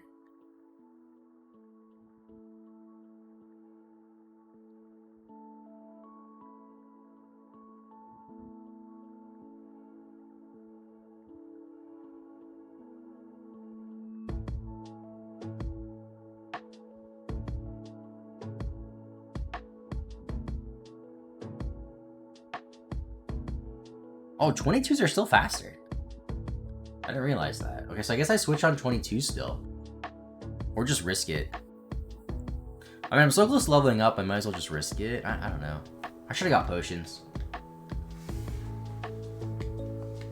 Whatever.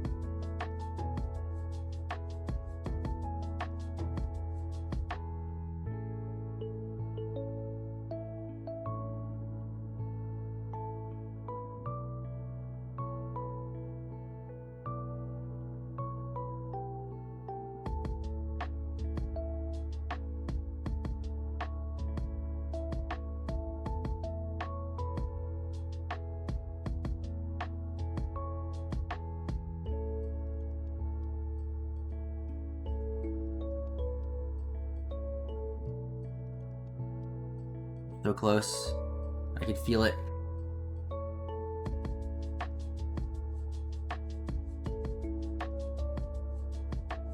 I'm ready to fight Misty with my Charizard. I'm gonna try my best to do that. To fight every gym leader with like a suboptimal Pokemon. Assuming we have one.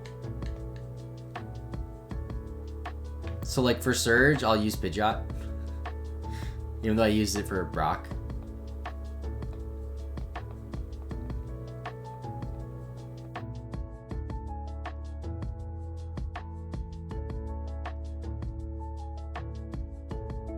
Although I think post Gen 3, I'm just gonna use, like, it's just easier to use Dragonite for everything. I don't think I'm gonna have a high enough level Pokemon that's suboptimal for the last 5 gyms.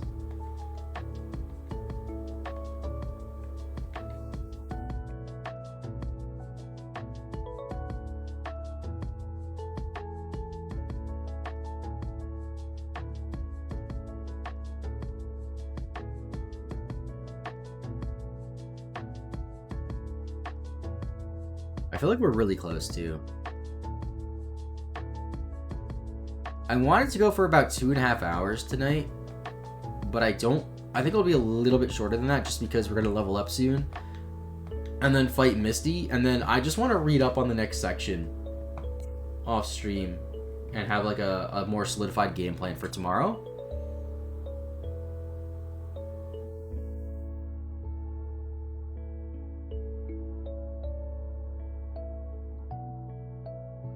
I was paying attention. Don't die. Okay.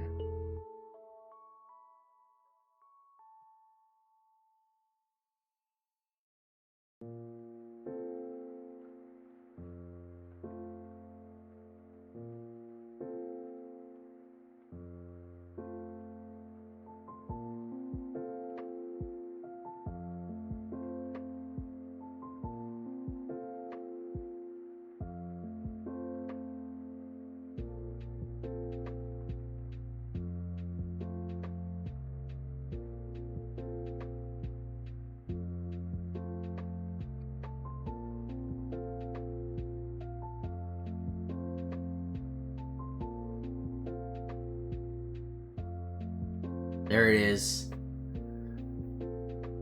Pokemon number 50. Venonat. Into Venomoth, I should say.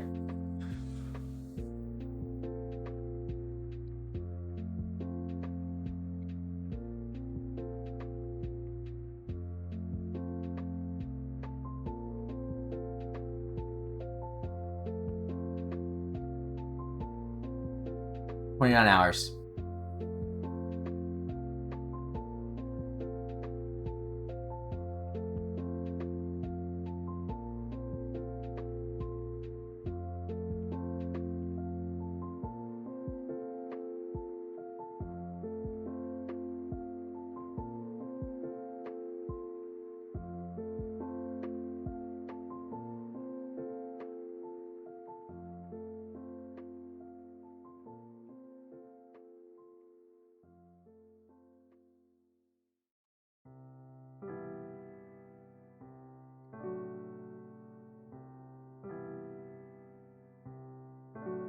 Let's go fight Misty.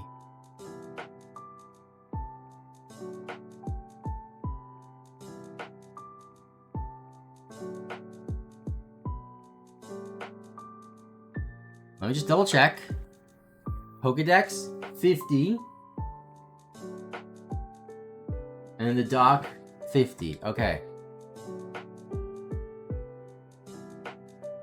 Here for the Charizard sweep. Yep. I forgot Ember by accident, so it's just gonna be Slash.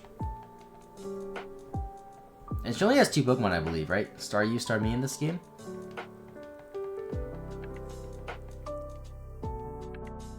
Level 18 Staryu. Come on, Charizard.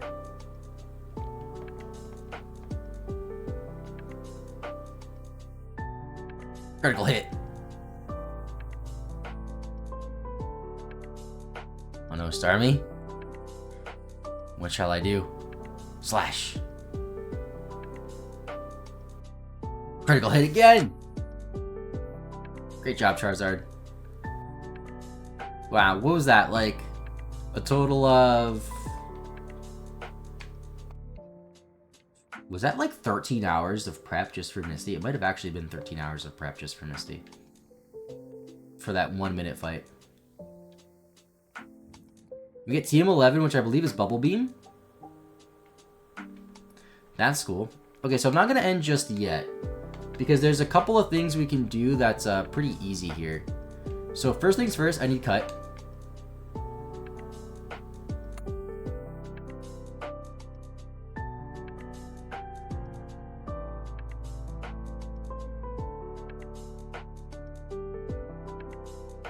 You can forget Leer, I guess.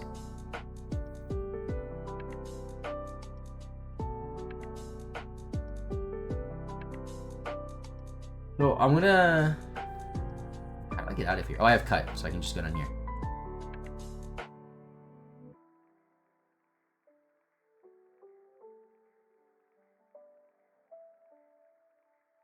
So what we're gonna do is we're gonna go through the Diglett's tunnel, and we're gonna get a couple of Moonstones that we can get over there. Now that we have Cut.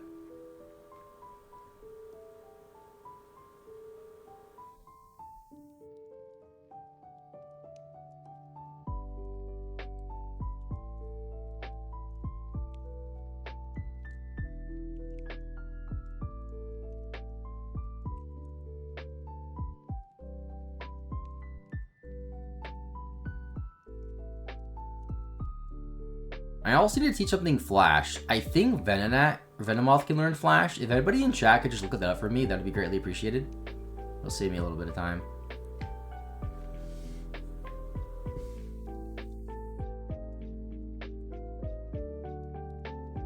And now I have extra repels to use through here.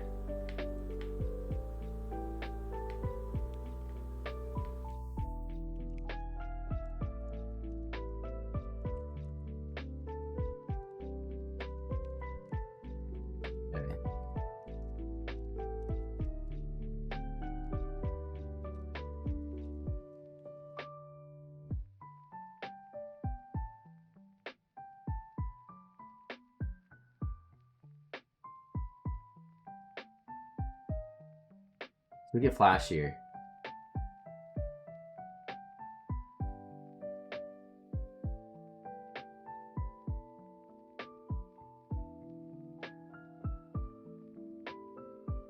Where's the extra Moonstone? I'm confused.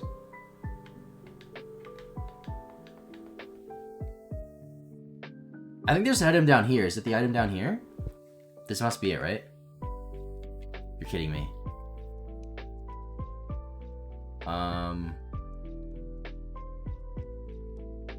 have to deposit something. Dude. I guess I gotta use the max potion. Waste it.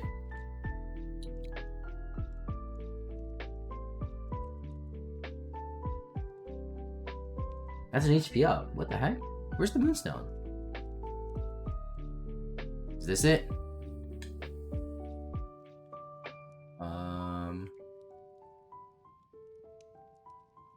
Paralyzed heal.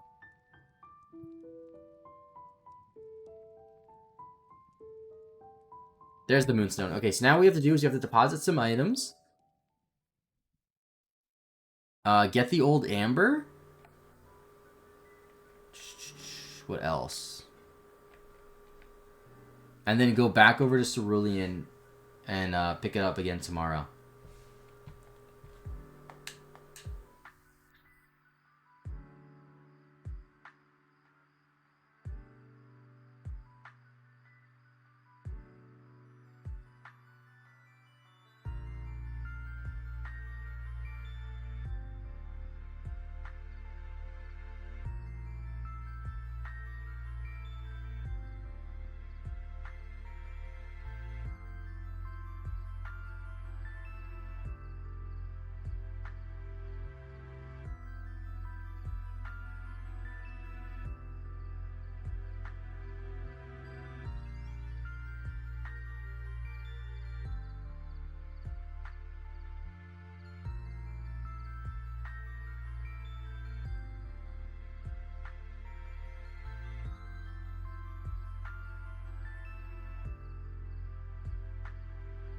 I forgot to deposit items. Crap. Right, escape rope toss.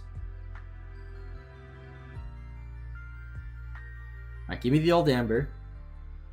Honestly, I put the old amber in the PC until we get to Cinnabar, right? Like, there's no reason not to.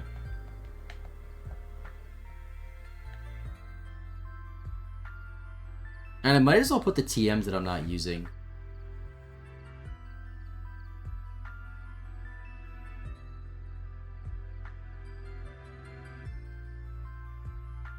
I gotta look up what the TMs are again.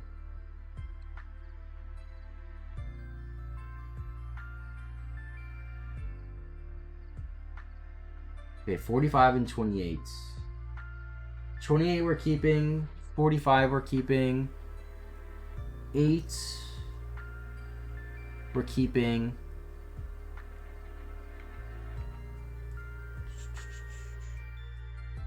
$11 and 12 we're keeping. HP up can be sold. Moonstone we're about to use. And then old amber we can put in the PC.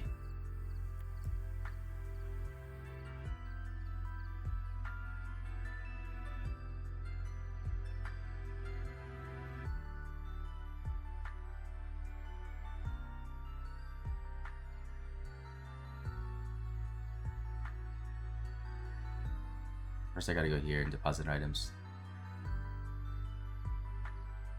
Helix Fossil. TM45. SS ticket. Not the bicycle. Oops, I gotta withdraw that. Honestly, I can put all the rare candies. I'm not gonna need them until much later. TM28. Goldenrod I'll keep for now. I don't know when or if I'll need it. I also need to buy Pokeballs.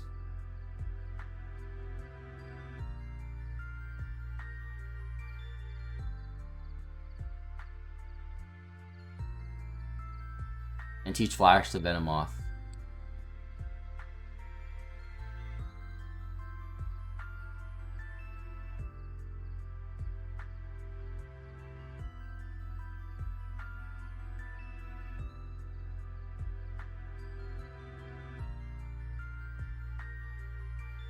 Have to go to box 1 and withdraw a Moonstone Pokemon. Use the Moonstone and put it back. Let's say Clefairy. Clefairy is like the Moonstone Pokemon, so it deserves it.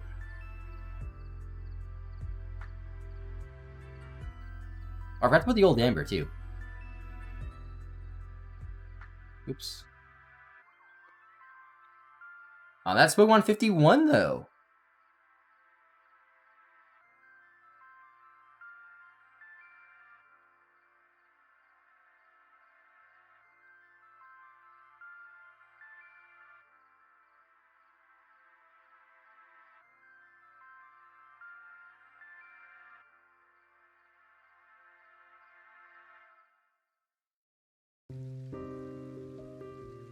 I have to remember to change boxes.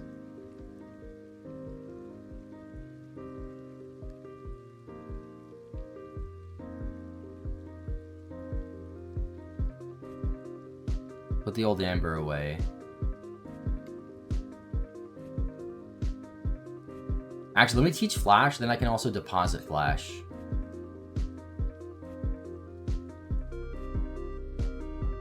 Please say you can learn it, Venomoth. Cool.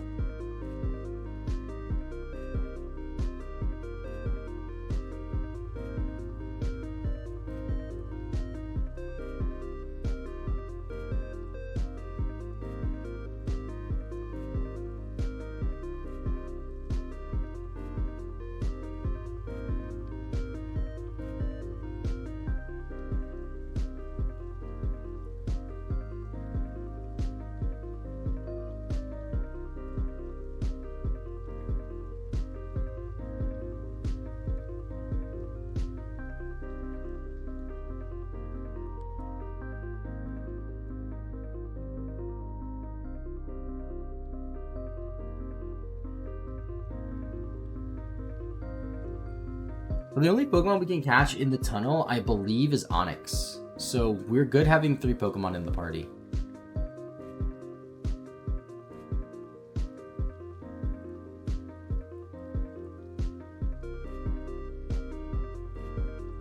I have to buy more repels, and I also have to buy more... Actually, do I even need to buy repels? I could go through the tunnel without repels and just grind Pokemon. It's not the worst idea. I need Pokeballs for sure, though. Maybe I can get Great Balls here? No. So I think I'm only catching 1 Pokemon in the forest, or in the tunnel. Right?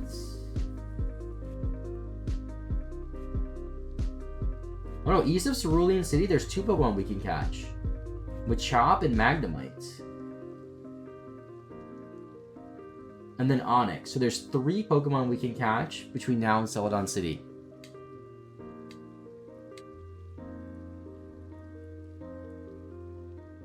I'll get 12 to be safe.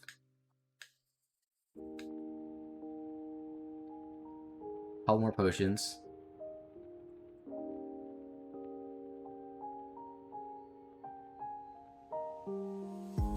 I feel like Paralyzed Heals could be useful. Okay.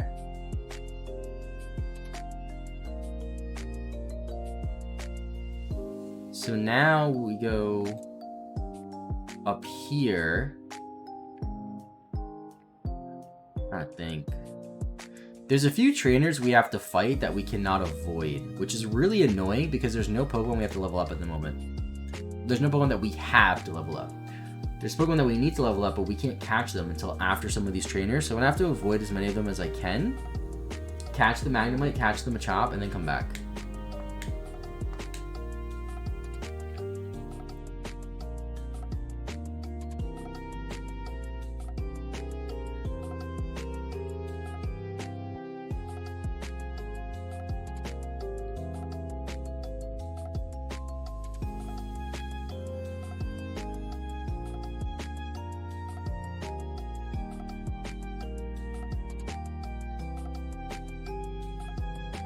So this person we can't avoid.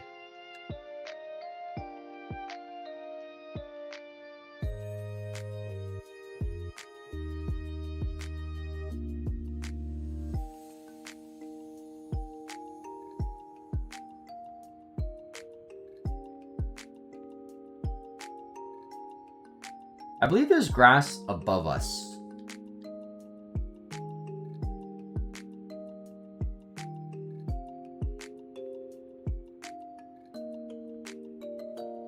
But I'm not sure what's on that grass. Let me look this up on Bulbapedia. So this is Route 9, I believe.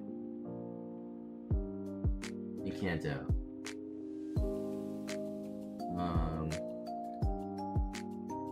Rattata, Raticate, Spearow, Fearow, Nidoran line. So no, it's the next route that we get them on. So going up north to that patch of grass isn't going to help us. I believe it's Route 10 that we're looking at these encounters for. Route 10 has Machop and Magnemite. Magnemite 55%, Machop only 5. Yeah.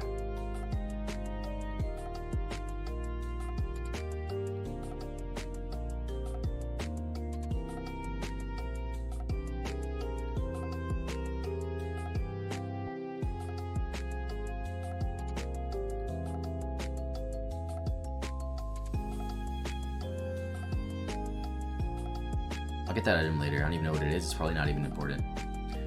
So that trainer I can avoid. That trainer I can avoid. This guy doesn't turn. I don't think any trainers in Gen 1, by the way, turn. I believe some of them will walk, but I don't think any turn.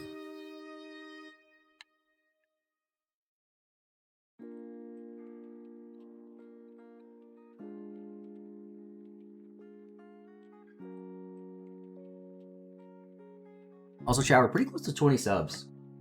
So if you have that crown next to your name, that means you have Twitch Prime, you have a free sub, you can use it on me when we reach that 20 sub threshold. Or you can just pay actual money for it if you really want to, but understandable if you don't want to, because that's actual money.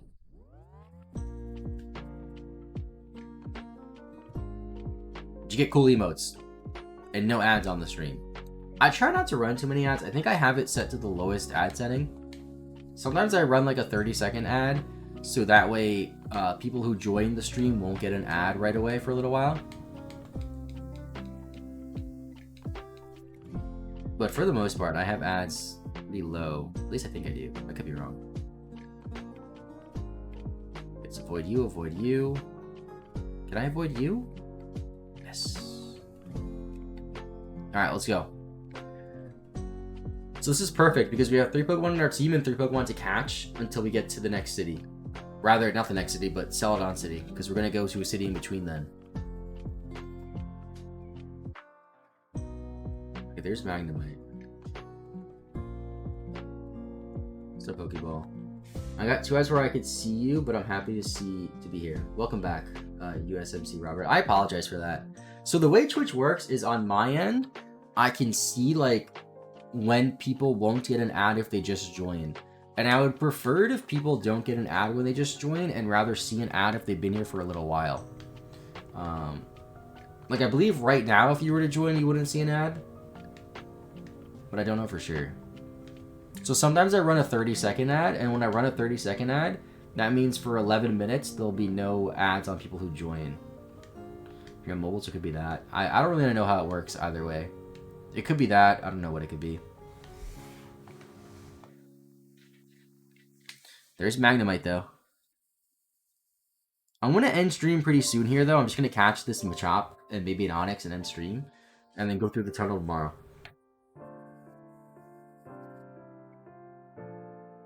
But tomorrow is going to be a big progress day. Also, I might not even catch Machop today. Because it's a 5% encounter, and that's annoying.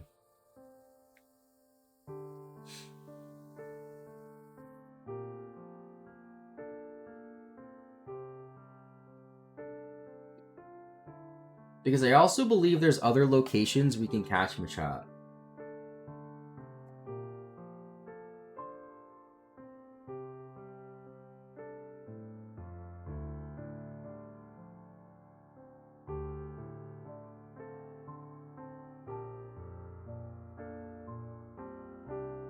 We can catch him with Choke later on.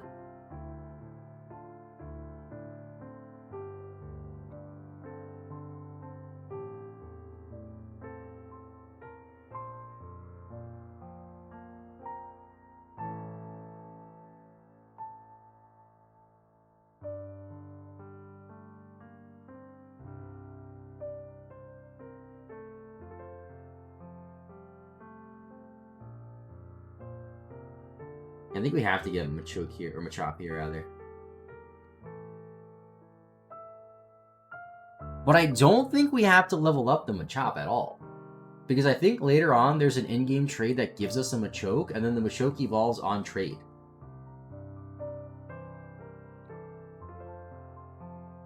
Let me look up yellow in-game trades. Yeah. Machoke for a Cubone. So if I'm not mistaken, we'll get the Machoke Pokedex entry when it's traded, and then it'll evolve, and we'll get the entry that way.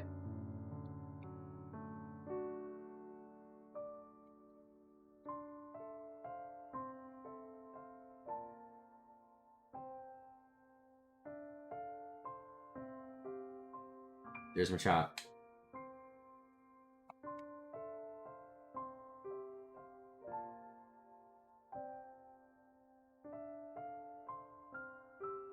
See, this doc is nice at outlining a lot of the Pokemon, but unless I'm understanding it wrong, it doesn't say when you catch Machop that you could just not train it. But then later on, it shows the trade. So I don't know what's up with that.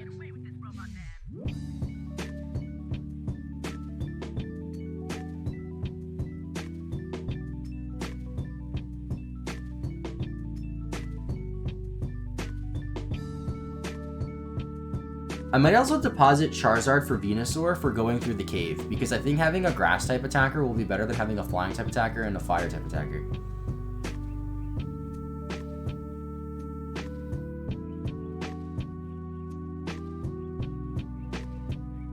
Dude.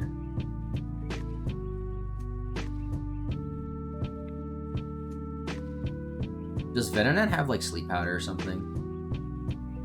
Well, didn't mean to switch. I guess we'll find out. Do you get the Pokedex entry for both Machoke and Machop? I would assume so. Why Tackle? There's no way Tackle kills, right? Okay, ooh, that scared me a little bit.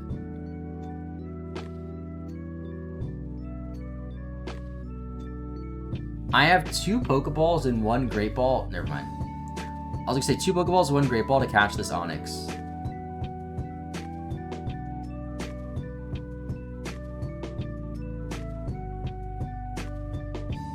Well, I gotta buy more Pokeballs now.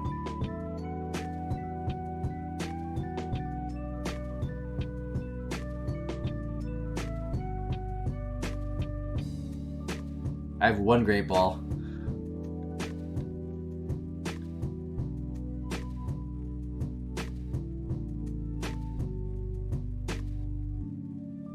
Alright, another Pokemon. 52. Or 53. Wait, 53? Really? Yeah, okay. Alright, so let's try to be a little smart here. Let's go deposit some things that I don't need. So I don't need the Machop, rather. I don't think.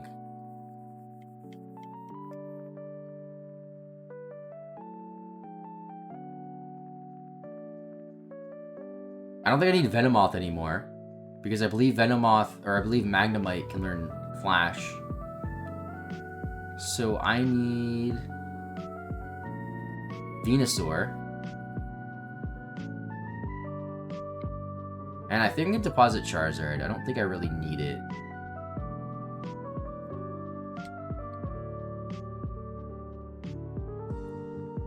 Okay.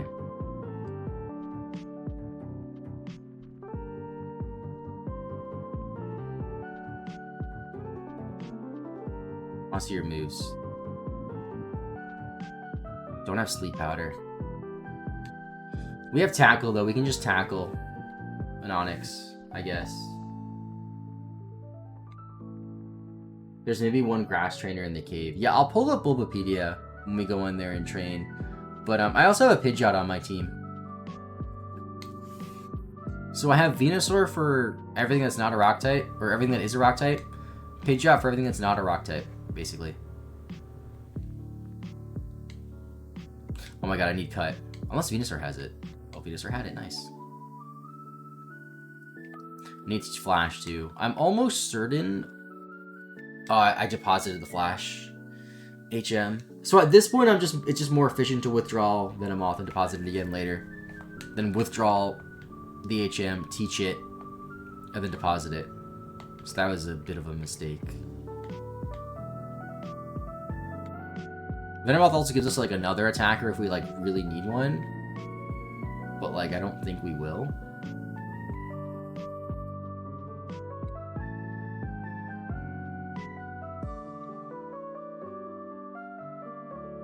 Alright, let's catch Onyx. And then there's a few trainers that we can battle before the cave that I want to take care of. I have one Great Ball, by the way. I just realized that.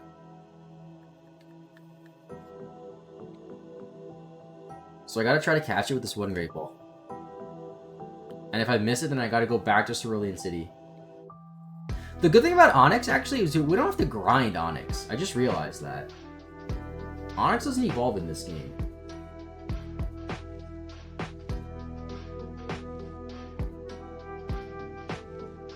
What's Onyx's encounter rate?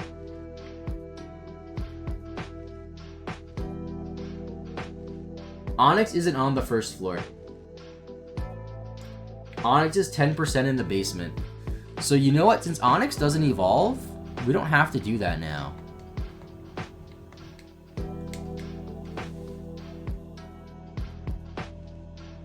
We can fight this trainer. We can go back to Cerulean, fight trainers, and buy Pokeballs.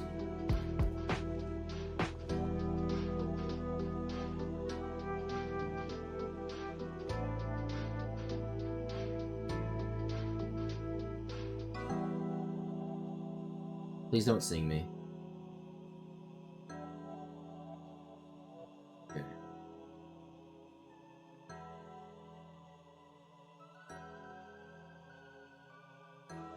Evolves at 30.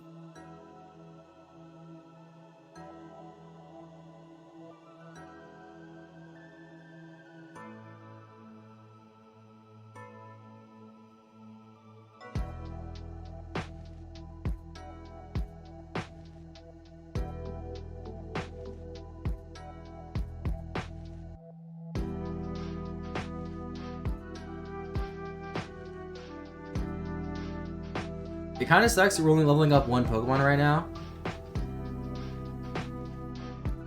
Because there's some wasted XP on what we're switching into.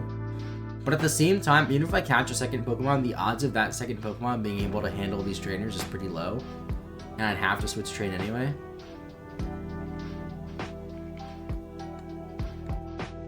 So it's not the end of the world. Okay, I do want to avoid as many trainers as possible.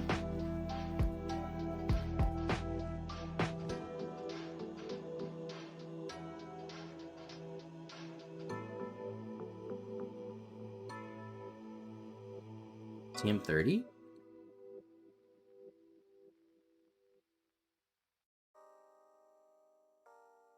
I can sell that. That's useless. I gotta battle this guy to get back, but whatever.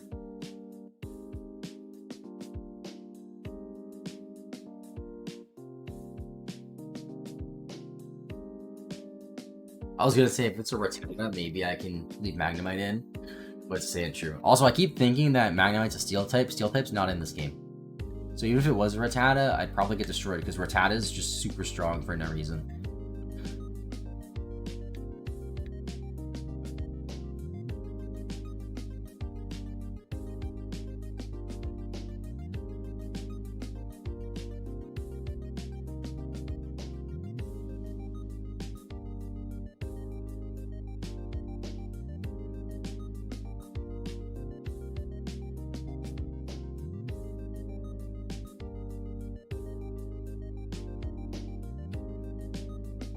Edro.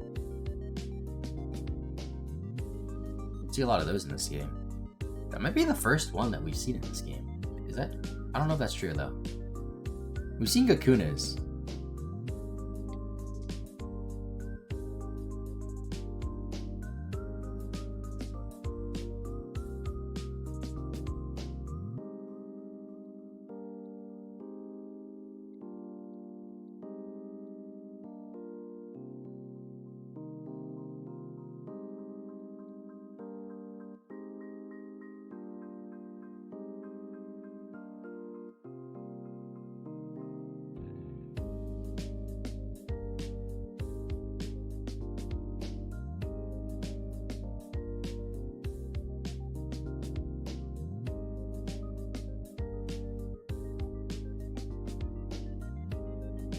You know what I just realized? I don't think we have any water-type Pokemon, with the exception of Magikarp. So we have one water-type Pokemon, and Magikarp, which was a Pokemon that we bought.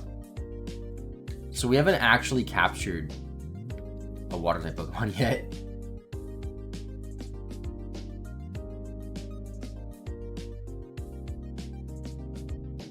Okay, might as well heal since I'm here.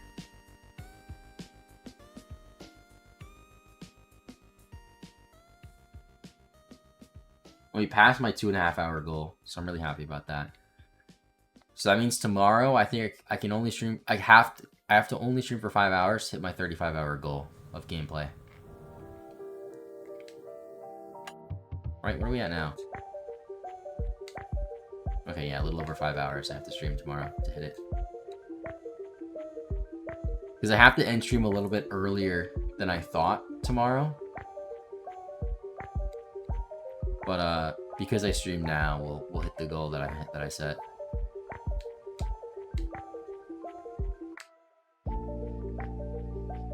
Okay, I have to catch an Onix. Honestly, I'm not messing around. I'm getting 15 Pokeballs.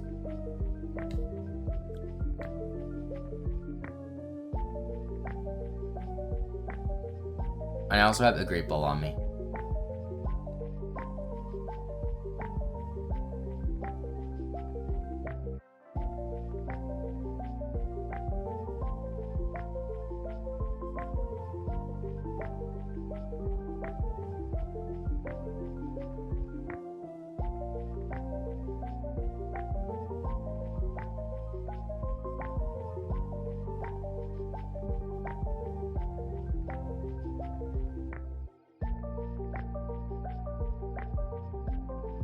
I might as well fight this guy, because this guy's kind of out of the way. I don't want to forget him tomorrow.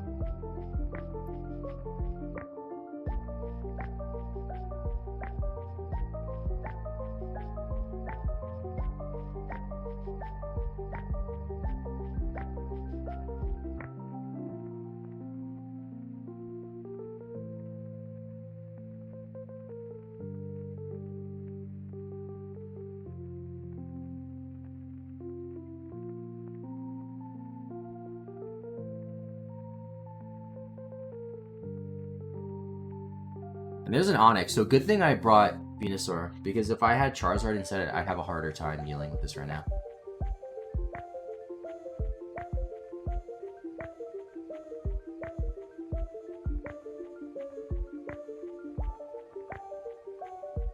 And it's fine.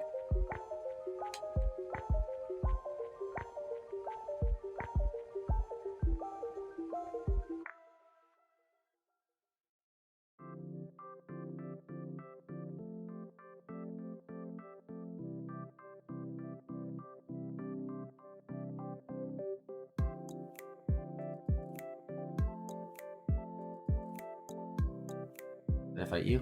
I did.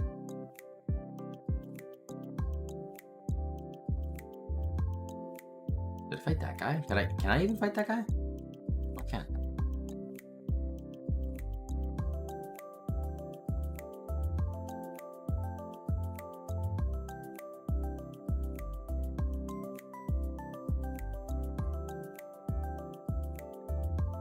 I don't think I've ever used a Magnemite in a Gen 1 game, so it's kind of cool that I get to like use one, sort of, even though I'm going to be switch training it for like 99% of the time that I'm using it. I don't know, maybe if it's not evolved by the time we get out of the tunnel. Oh, self-destruct, cool. If it's not evolved by the time we get out of the tunnel, then maybe I'll use it a little bit.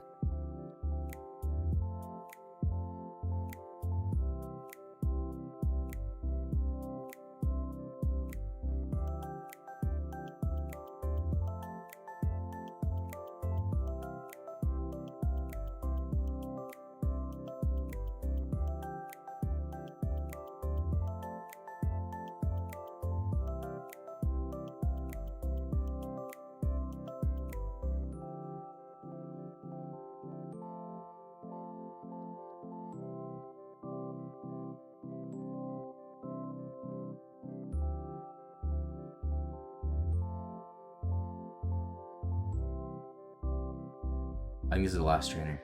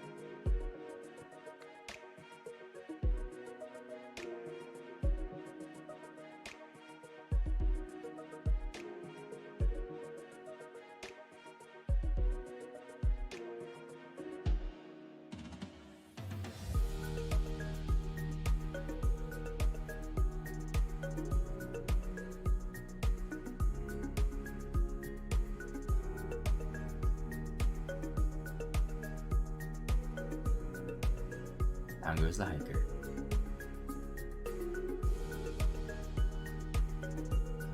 Oh, there is one more trainer. This, I think, is the last one.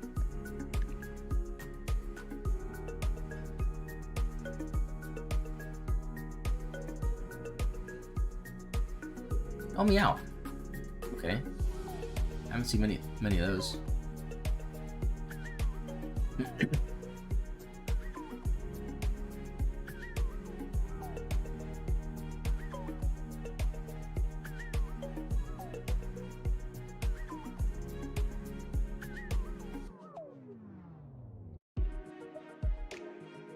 I just realized I played this for about 10 hours today.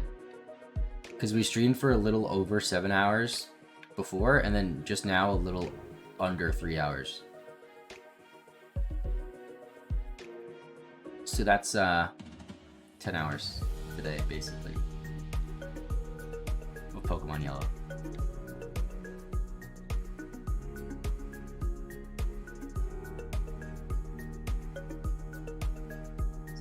Kinda wild.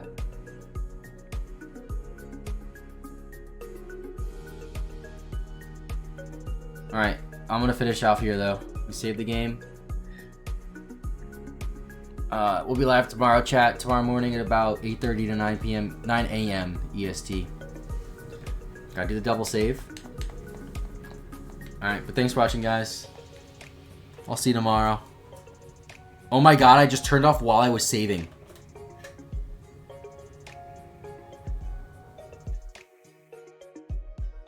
Why did I do that? I saved the first time. I turned off during the double save. Dude, hold on. Wait, let me put it in the Game Boy. Because the game keeps a bit finicky, and sometimes I have to, like, open the disc and close the disc a lot.